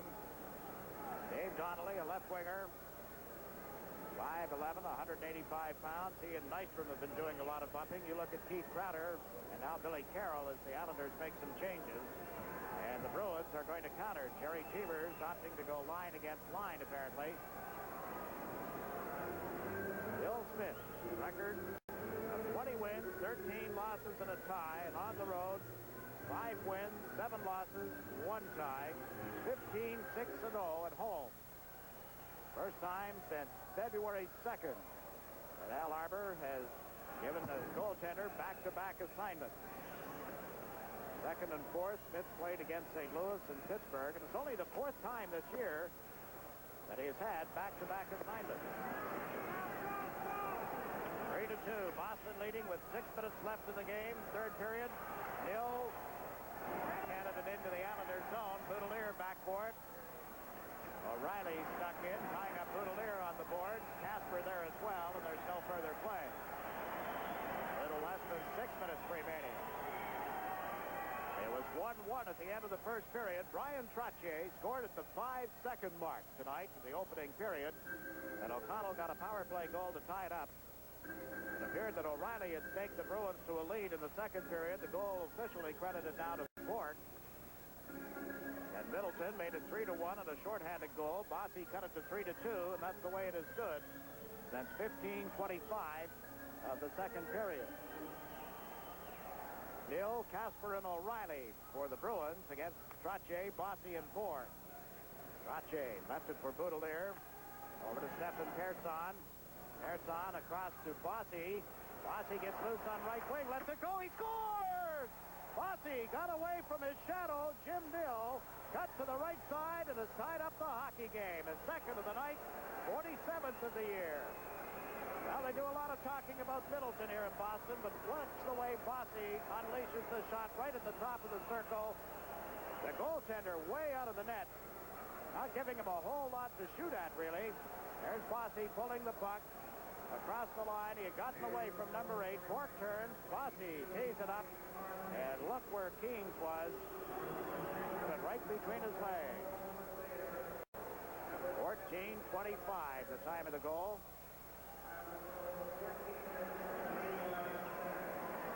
So it's 3-3 with 5.5 minutes to play in the third period. Philadelphia is leading Pittsburgh 10-4. Flyers up 10-4 in that game. A little hitting going on now in the Boston zone. It's been a well-played hockey game. Bruins, Donnelly shooting it in. Bill Smith gloved it, dropped it for Langevin. Up the right side to Flatley. Long pass. Canelli moving up, but not in time to get a stick on it, and Brent Sutter recovers. Got it to Langevin, off his stick, and right to Smith, who covers up in the goal crease. Little pushing going on. Brent Sutter is challenged. Keith Crowder challenging Brent Sutter, then Fergus. Everybody converges. Bill Smith, you know, is right in the middle of that as this ball taking place in front of the net. Now Smith is backed out of there and off to the side of the goal. Line Trottier trying to pull people apart. The Islander goal, Bossy from Paul Boudelier and Stefan Persson. And 14-25. Oh, some penalties being handed out here. Let's get you up to date on next Islander action here on WOR-TV.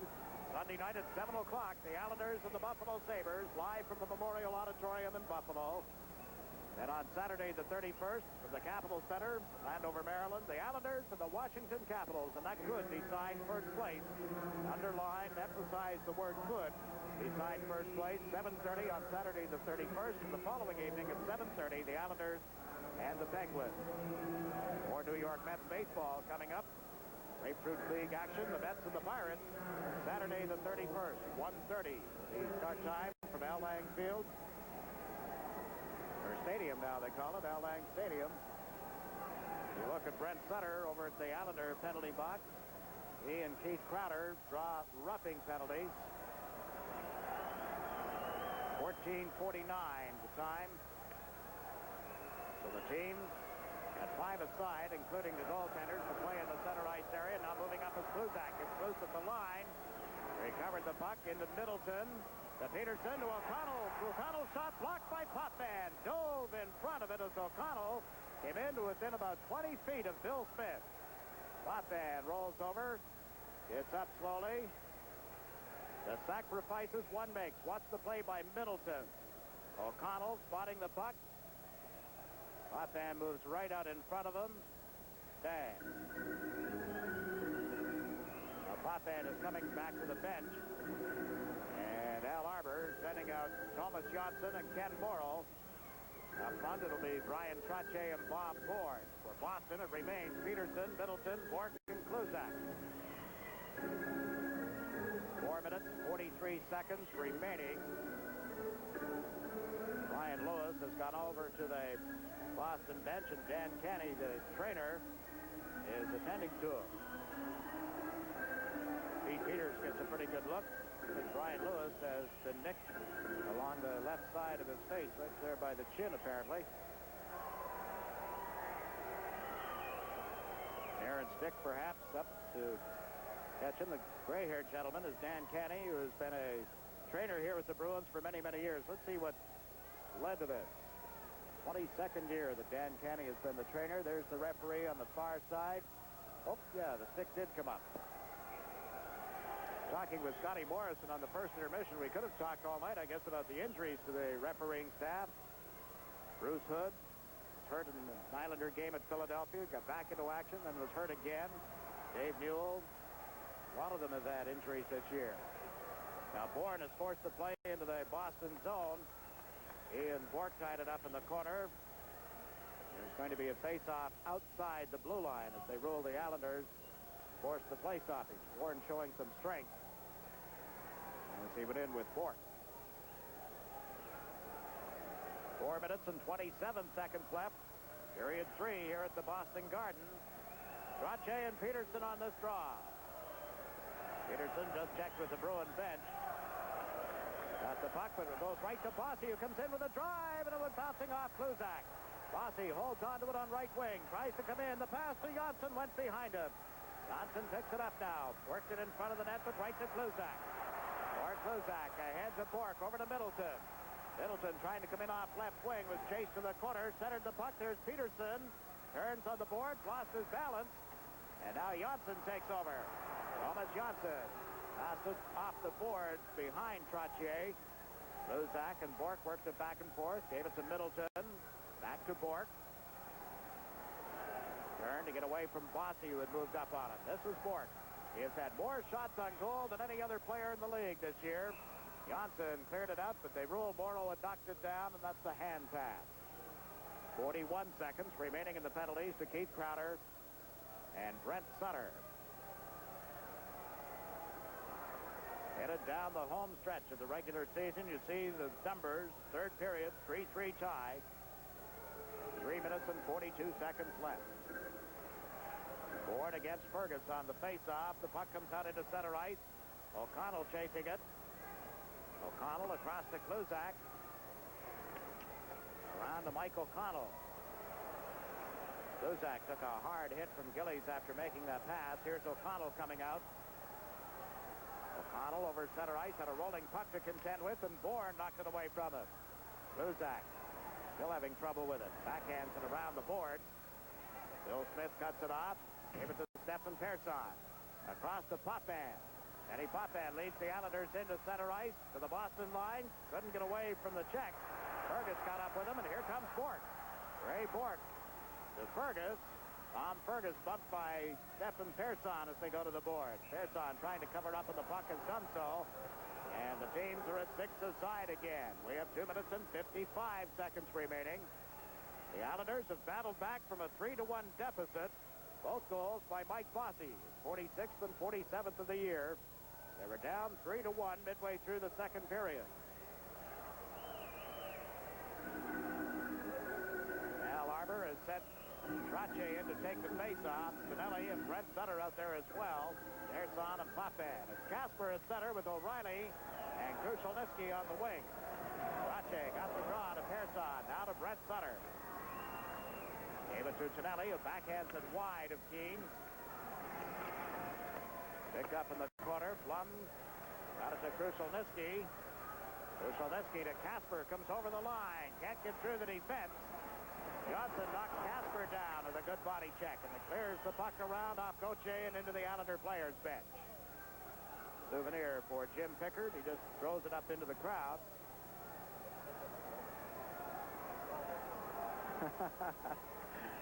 Jimmy Pickard in the dark sweater off the corner of your picture on the left side there. After the puck had come into the bench, just tossed it into the seat. Must have gotten some heat from somebody who felt they were deserving of it. The puck, that is. Now Langevin with a pass to Brent Sutter. To Flatley. That Flatley gets over the line. Gave it to Tonelli, and it rolled off his stick. Tonelli chases Blum to the corner.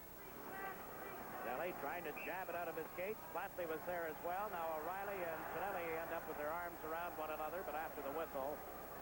And they'll face off to the right of the net. 2 minutes and 15 seconds left, period 3. And the thoughts begin to turn toward overtime right about now. Jerry Cheevers decides he'll make a late change. Out comes Peterson. Luzak and Middleton come over the boards as well. Luzak, a former #1 draft choice for the Boston Bruins. In fact, the Bruins startled much of the hockey people, or many of the hockey people, I should say, when they made him a #1 pick. Big guy. He had been out with a knee injury for most of his last season of junior hockey. He was ready to play, and he's become a much better skater. He's getting a lot of ice time playing with Peterson and Middleton. Potvin shot off the stick of Middleton and up into the seat. They'll face off at the point of the deflection, which is just above the circle to the right of Doug Keene. When you think of all the injuries that the Bruins have had, the Islanders had their share of knee injuries. The Bruins had at least 5 or 6 shoulder injuries this year. Left a lot of key players on the sideline. Right now, the veteran defenseman, Schoenfeld, on the point out. Top had a drive. Oh, off Keene and just wide. He got that one up in a hurry. Tonelli runs into Middleton in a battle for the puck. It came back to Potvin, but outside the line. Potvin unable to clear it back into the Boston zone. Now he does. Chasing it is Flatley. Or Kluzak around the board. Morrow at the right point. Calls it in along the board. Krushelnyski cleared it to center ice. Peterson is checked by Potvin. Loose puck for Potvin. He's over the line. Tonelli moves in. Potvin shoots. Oh, and it just went wide off Keene. Comes back in the net. Tonelli hooks it out to the side of the goal. Brent Sutter down. Can't make contact with it. And Flatley hustles back into his own zone. 1.5 minutes to play. Flatley trying to Fergus. Shot it into the Boston end of the ice. Backboard is Bourque. Uses the right wing boards, but it got away from Middleton. Langevin waits and shoots it into the Boston end. Picking it up is Ray Bourque. Up the left side to Mill. Across to Middleton and hopped over his stick, and Langevin goes back for it. Now to Gilbert. Frank Gilbert to Bossy. Bossy knocked down by Crowder. Held the puck. Picked up by Keith Crowder. Lets a shot go, and that's one off Langevin. Langevin takes Crowder into the board. Still with the puck. Trying to come out of the corner is checked. Keith Crowder can't pick it up. Here's Gilbert on left wing as the Islanders move up 3-on-2. Bossy on right wing. Bossy a drive. Pad stop by Keene. Trottier with the rebound. Centers. Johnson unable to pick it up, and the Bruins slap it into the center ice area. Lanzavin runs into Crowder, and they square off right in front of the Islander bench as play has been called. John D'Amico and now Gauthier as well, trying to separate Keith Crowder and Dave Langevin. More of a wrestling match than anything. It comes with 31 seconds remaining. The Islanders have had the better of the play here, better of the scoring opportunities in the third period. A little while back, Denny Potvin and a blast through the feet, actually, of Keene and out the other side of the net. Keith Crowder down on the ice. Let's go back and take a look at the opportunity that Potvin had. There's the shot. Through the skates, off the skate of Keene, and out to his right. Take another look at it. Keene's well up on top of the face-off circle. Watch the movement of the skate. Up off his arm, apparently, and out into the corner. Not a skate. There's Keith Crowder in the box. Langevin off as well. These penalties will be at 19:29.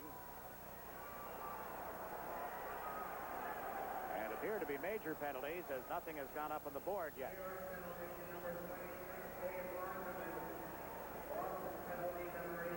Here's the opportunity that Mike Bossy had. This is where, again, Keenes is up. Shot came off the pad.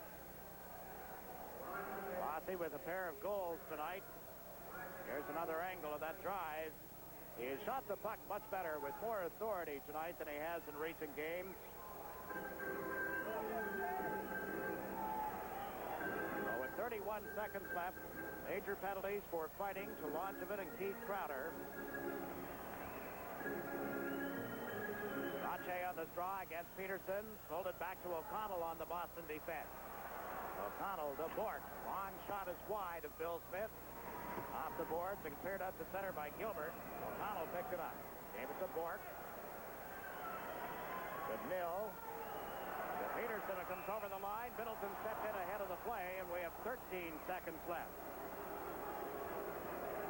3-3 tie here at the Boston Garden. Facing overtime, the Islanders, a record of 3 wins, 3 losses, and 2 ties in 8 overtimes this year. 7 of those 8 overtime periods have been on the road. Wins in New Jersey, in Washington, and Los Angeles. Losses on the road for the Rangers, in Winnipeg, and in Calgary. Well, the Calgary game was at home, I'm sorry. The ties were in L.A. and St. Louis. Here's O'Connell feeding the puck, intended for Middleton on right wing. Gilbert knocked it away from him. The Bruins at their own line. Bork a desperation shot, and there's the siren, ending regulation tie. So for the 9th time this season, the Islanders will go to overtime at the end of 60 minutes at the Boston Garden. The score: the Islanders 3, the Bruins 3.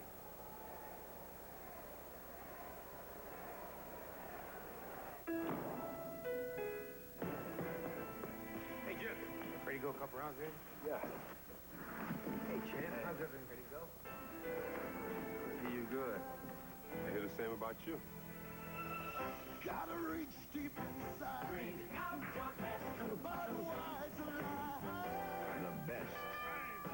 It has a taste all its own. You get your chance, enjoy it. Budweiser Light. Nissan technology versus the bottom line. The challenge: create room for 5, power for passing, outstanding mileage. The solution: Sentra. A major value from Nissan at a sticker price of just $51.99. The Nissan Sentra. Come alive, come and drive. Major motion from Nissan. At your Datsun dealer. Welcome back to the Boston Garden. I'm Jiggs McDonald along with Ed Westfall.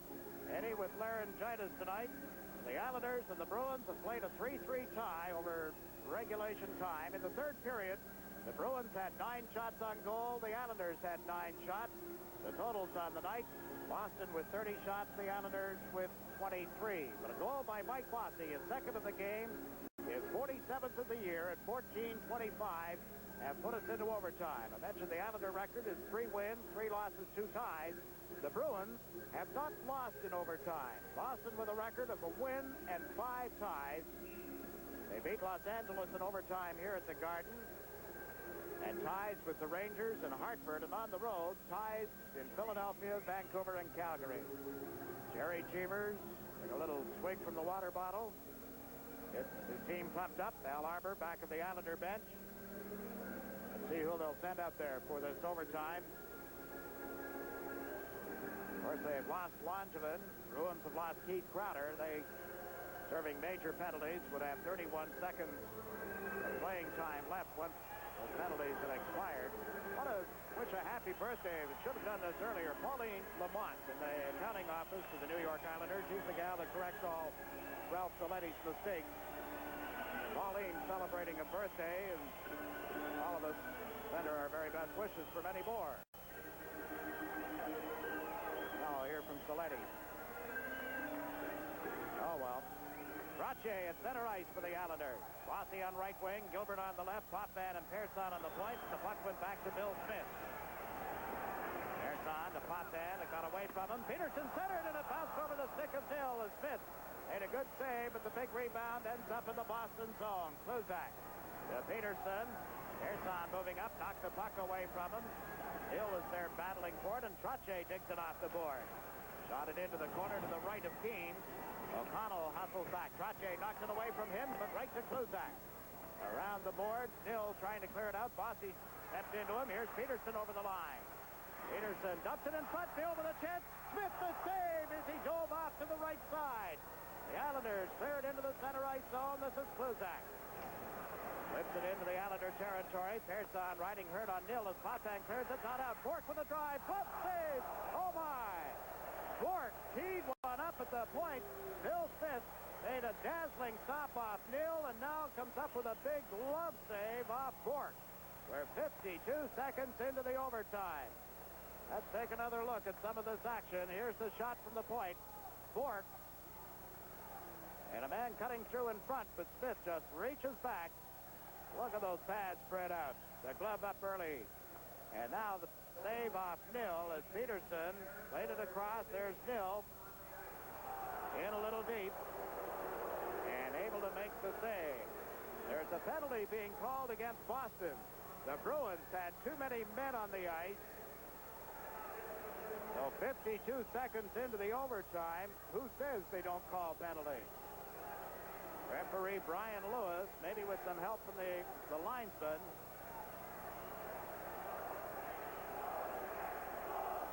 Fans not too happy with it. The Bruin bench. Now they're going to be shorthanded. The Islanders have not scored a power play goal. They've had only 2 chances. This will be their third. Eddie has some friends watching out in Tucson, Arizona tonight. Bill Oates tuned into WOR. Bill, hope you're enjoying the game. Probably enjoying it more than ever with... I'm sorry, I didn't really mean it that way. 18 suffering with laryngitis. I feel for you. I know what you're going through. No pain, just can't talk. The Islanders' lifetime record at the Boston Garden comes to mind. 5 wins, 14 losses, 5 ties in regular season play. 0-4-1 in their last 5 visits to Boston. And now they'll have a power play advantage. The Bruins have had too many men on the ice. With the man advantage, it's going to be Brent Sutter, John Tonelli, and Bob Nystrom. Paul Boudelier and Thomas Johnson on defense. Middleton and Peterson out there for Boston. O'Connell and Bork as well. The Bruins do have a short-handed goal to their credit tonight. Scored by Middleton back in the second period. That staked Boston to a 3-1 lead at that time. Eddie has just written me a note. 2 coaches, communications breakdown. Yeah, could well be. Making changes. Getting somebody out, not getting the other guy off. Now we're set. Well, we were for a moment, but more debris comes out of the stands here at the Boston Garden, delaying things. Sutter against Peterson on the draw, and it's pulled back into the Boston zone. Bork chases it. Nystrom and Brent Sutter in quickly, and Bork has slapped it down the ice. Bill Smith cuts it off. It'll be picked up by Paul Boudelier. Waited for Ginelli to overskate it. Played it to Brent Sutter on the left side. Now to Thomas Johnson, who comes over center ice, shoots it around the boards in the Boston end. Barry Peterson picks it up. Ginelli right on top of him. Brent Sutter knocked it loose into the corner. Sutter feeds the blue line. This is Potvin. Lets it go. Oh, and a good stop by Keens as that deflected right in front of them. Here's Brent Sutter holding on to it. Gave it to Johnson, into Sutter. Cuts in off right wing. He shoots off the pads of Keens. Middleton had it, lost it to Nystrom, and his centering attempt cut off and cleared by O'Connell. Now Potvin works it back of the net. Brent Sutter goes to the corner, knocks it away from Bork. Bork able to pick it up. Johnson held it in to Brent Sutter, to Tonelli. Tonelli to Johnson. In along the boards, got it to John Tonelli. They're trying to get the Bruin defense moving around. O'Connell pushing at Nystrom. Oh, and the pass to Brent Sutter went bouncing over his stick. Comes out to center ice. Middleton has it. 45 seconds left in the Islander power play. Krushelnyski into the Islander zone. Off left wing and drive. Fifth way out to make the save off him, and Bossy picks up the puck. Mike Bossy with 2 minutes and 43 seconds left in overtime. Dropped it to Trottier, to Potvin. And he Potvin in front of Trottier, and he was checked by Krushelnyski. Krushelnyski to Ray Bork, and he has dumped it down the ice. Potvin hustles back. 20 seconds remaining in the Bruin penalty. Persson out to Trottier. To Gilbert on left wing. Gilbert plays it around the boards. Sluzak steps in front of Trottier, and now Nill will pick it up. Banks one off the glass. Into the penalty box. 9 seconds remaining in the Boston penalty. 2 minutes and 16 seconds remaining in overtime. The Islanders taking up a game that's already been played by the Washington Capitals. Came in tonight 1 point ahead of them. Here's Potvin with his shot from the point. Deflected right in front of Keens. Good stop. Reached out for the stick, tried to pull it in. Sutter knocked it away from him. And Johnson got it into the corner. Here's the play again. Brent Sutter. Bad save. Middleton trying to clear the rebound. The Islanders applying some pressure. Boston now is calling for a timeout. They've taken a lot of time in making a player change. And now they want an additional 30 seconds. And will get it. Only 9 seconds left in their penalty. Doug Keens gets a chance to go over to the bench. Denny Potvin complaining to Brian Lewis about this delay. All kinds of time on the player change, and then they ask for and get the additional 30 seconds. You're allowed 1 timeout per game. At the coach's discretion.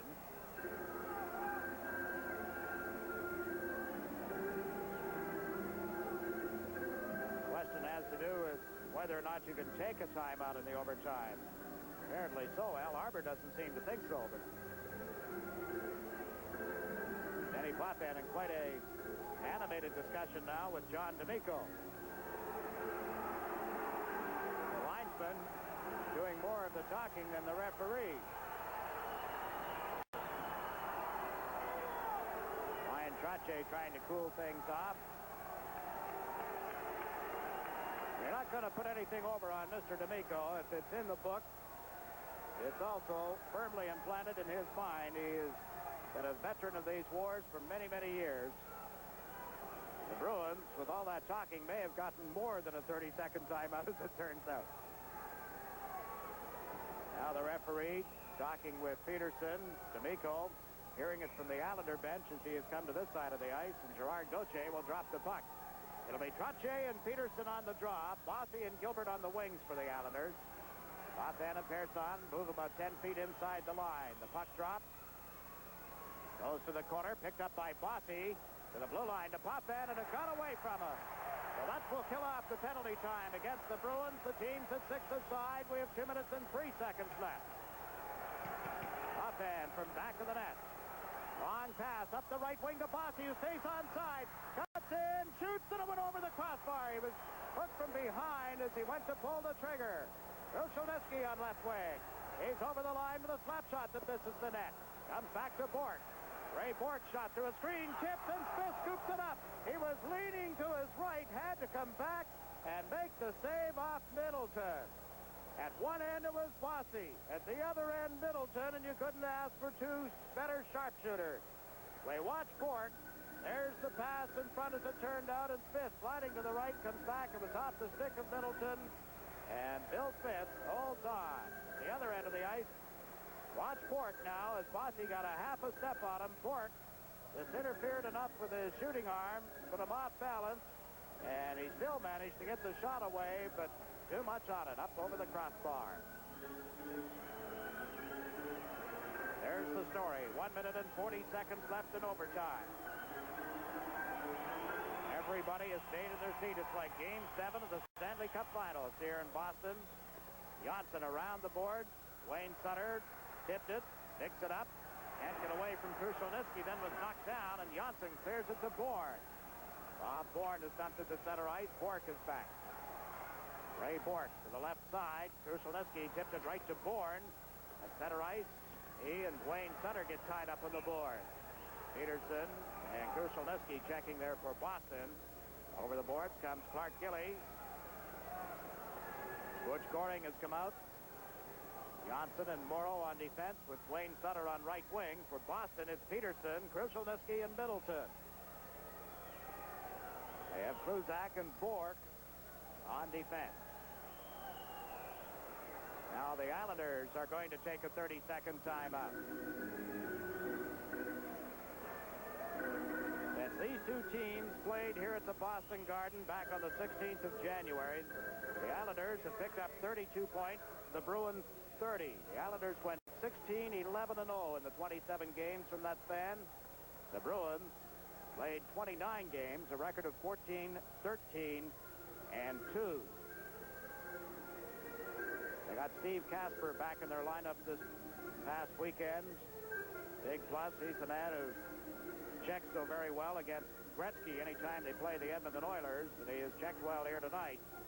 They're missing several key people still because of injuries. Dave Silk got back into their lineup the other night after a shoulder injury, and then he was hurt, suffered a twisted knee. Devin Marquardt has missed the last 6 games with sprained ligaments in his right knee. Schoenfeld is out with a shoulder problem. LaPointe, a broken bone in his left hand. He's been out for about 24 games now. And Kasper, who had missed 9 with a shoulder injury, as I mentioned, is now back. Eddie has just jotted me a note here that Ray Bork has not left the ice through any of this overtime. Got to look at them as they line up for this face-off at center ice. Peterson folded back to Bork. Now to Kluzak. Out to Peterson to Nil on left wing. Gerson rode him into the boards. The puck went loose for Trottier. Fontaine over to Clark Gillies. Gillies around the boards for Bossy on right wing. Bossy dumps it into the center ice zone. Trottier ran into Bork. Gillies picks up the puck. Winds up for a shot that went off Keens and wide of the net. 50 seconds left in overtime. Kluzak moves it up left wing. Peterson dumps it in. Smith here to the side, and there's Potvin in the left wing corner to Gillies. Can't get it out of there. Bork to Middleton, and he clears it across from outside the line. Kluzak has it at center ice. Kluzak up the left wing board. Still is knocked off the puck. Trottier out away from Middleton. Comes over the Boston line. Trottier trying to get it around Kluzak. Lays it back of the net. Bossy will pick it up. Bossy with 20 seconds. Fed it to the point. Here's Morrow with a shot. Keens grabs it and holds on. Gillies and Fergus plugged up in front of the net. Trottier off to the side of the goal. Keens had to look back and forth and able to make the save right here off Kenny Morrow. Watch the front of the net as the puck drifts through. Gillies right there. Trottier as well, but no rebound allowed by Keens.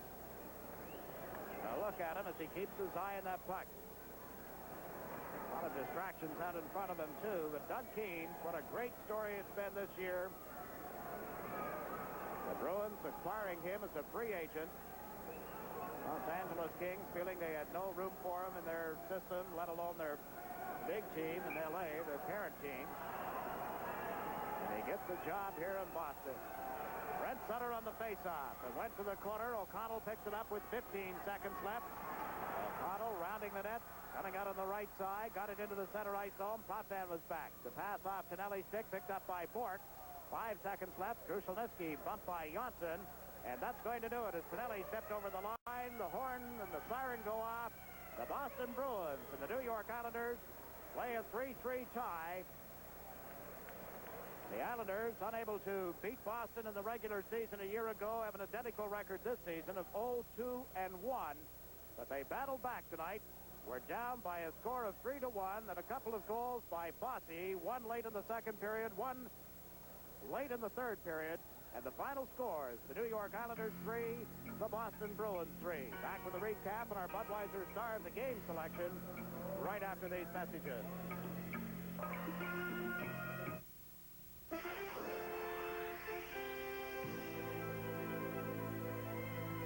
You can't build a bike for the Olympics by machine. Each tube's got to be custom fit to transfer weight into forward momentum.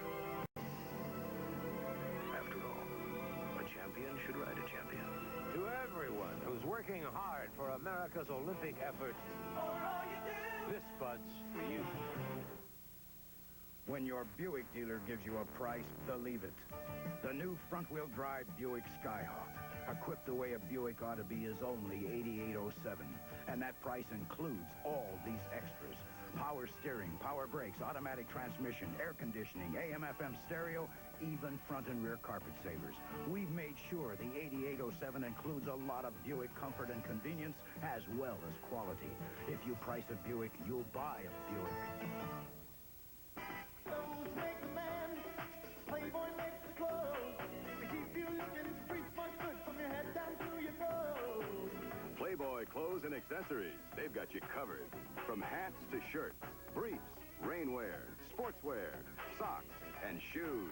Playboy shoes. Dressy, casual, and comfortable. Playboy shoes. They've got the look that makes you feel terrific. Playboy makes the clothes. Clothes make the man. Playboy makes A surprise press conference at Gracie Mansion. What's the best place to catch the story? 10-10 wins. All news, all the time. Back here at the Boston Garden, in overtime, the final score, the New York Islanders and the Boston Bruins in a 3-3 tie. Shots on goal in the third period, 9 by each team. In the overtime, the Bruins had 6 shots on goal. The Islanders had 4. The totals on the night, the Bruins with 36 shots, the Islanders with 27. The only goal in the third period, Mike Bossy, is 47th of the year. Assist to Boudelier and Persson, the goal at 14:25. That tied it, forced the overtime. 10 shots in the extra 5 minutes, and neither team able to score, and it ends up in a 3-3 tie. The Islanders now even in the number of games played with the Washington Capitals, and 2 points ahead of Washington, and they have 1 game remaining, and you'll see that one here on WOR. You were treated to an excellent hockey game tonight. Bryan Trottier getting a goal at the 5-second mark of the opening period. Boston coming back, building up a 3-1 lead, and the Islanders chipping away. Mike Bossy getting a pair of goals and forcing the 3-3 tie. The skating was excellent. The goaltending was great. The defense did their job. All in all, an excellent playoff preview, really, between 2 top hockey teams, the Islanders and the Boston Bruins, and it ends up 3-3. Well, our Budweiser Star of the Game selection, we left the choice to Eddie Westfall, and he has jotted down several things about his star, Bryan Trottier. Not only the goal, but he took all the important face-offs, had a lot of ice time tonight. So Bryan Trottier, with the key assist, the goal as well, and all the play that he put in, his head selection as the Budweiser Star of the Game. So, Brian, we know that you'll enjoy it. We also have for Bryan Trottier as our Budweiser Star a nice gift from Asta Sport, a collection of their fabulous reversible fashion fleece coordinates. The original reversible fleece outfits in the United States, Asta Sport coordinates. They come in 15 colors and are available at Ben Hill men's stores. Once again, the final score, the New York Islanders 3, the Boston Bruins 3. Stanley Cup champion New York Islanders hockey has been brought to you by Budweiser, the king of beers, and proud sponsor of the U.S. Olympic team. For all you do, this Bud's for you. By the Bank of New York, the bank New Yorkers call their own. Datsun Nissan, builders of high-mileage, high-quality cars and trucks for 50 years. Available at your Datsun dealer. By the people of Eastern Airlines. They earn their wings every day. Express Mail, next-day service from the post office. Overnight, we make you look good for less. Brought to you in part by New York, New Jersey Buick dealers. When your New York, New Jersey Buick dealer gives you a price, believe it. By Mobile Detergent Gasoline, power for your everyday needs. Tonight's game was produced by Bill Webb. Commercial coordinator was Curtis Reed. Tonight's game has been brought to you through the facilities coordination of Banda Communications. Be sure to be with us here on WOR-TV on Sunday when the Islanders take on the Buffalo Sabres at 7 o'clock. This has been a presentation of WOR-TV Sports.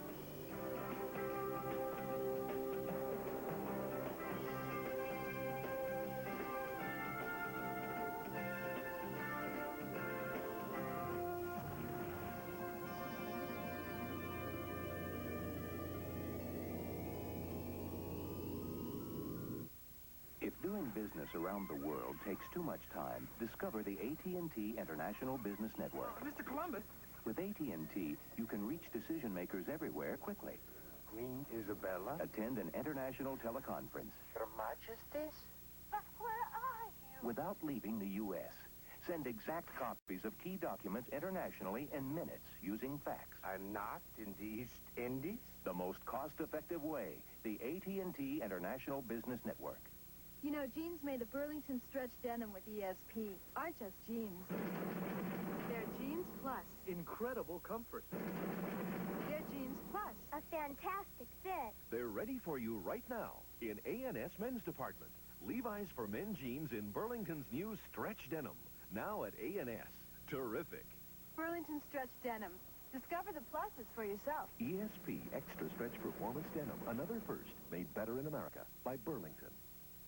Blue Cross and Blue Shield is covering New York better than ever because more than 10,000 area doctors have joined us to offer Wraparound Plus. Employees get a broad package of benefits.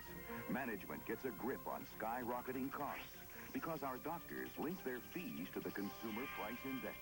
Call 1-800-554-PLUS and ask about Wraparound Plus. It's a bold new approach for your company from Blue Cross and Blue Shield. Please, Mr. Graziano, hold still. Relax, Sylvia. You're doing makeup, not miracles. Show. 3 chances to win. Hey, Pierre, you want the hairdryer? Oh, let's give him a hat, Whitey.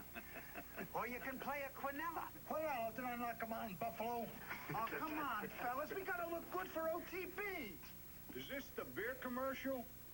Strawberry? For everyday excitement, nothing beats OTB.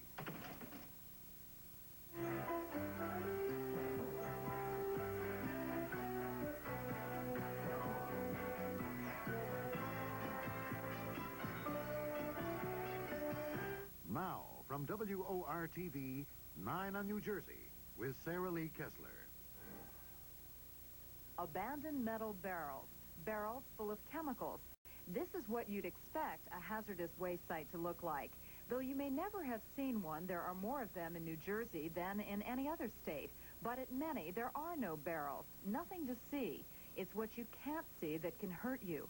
The chemicals that could be in your water, or in the air you breathe, or the soil on which you walk.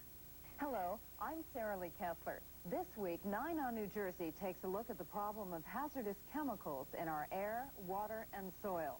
New Jersey may be called the Garden State, but it is also a heavily industrial state. Its citizens have reaped the benefits of its industry, and its industry has made major contributions to the entire country. But there's been a price for these benefits, and for what many critics say is a lack of foresight on the parts of those who create hazardous waste in manufacturing. A lack of foresight, even carelessness and irresponsibility. It seems sometimes that a new chemical danger crops up somewhere in New Jersey every week.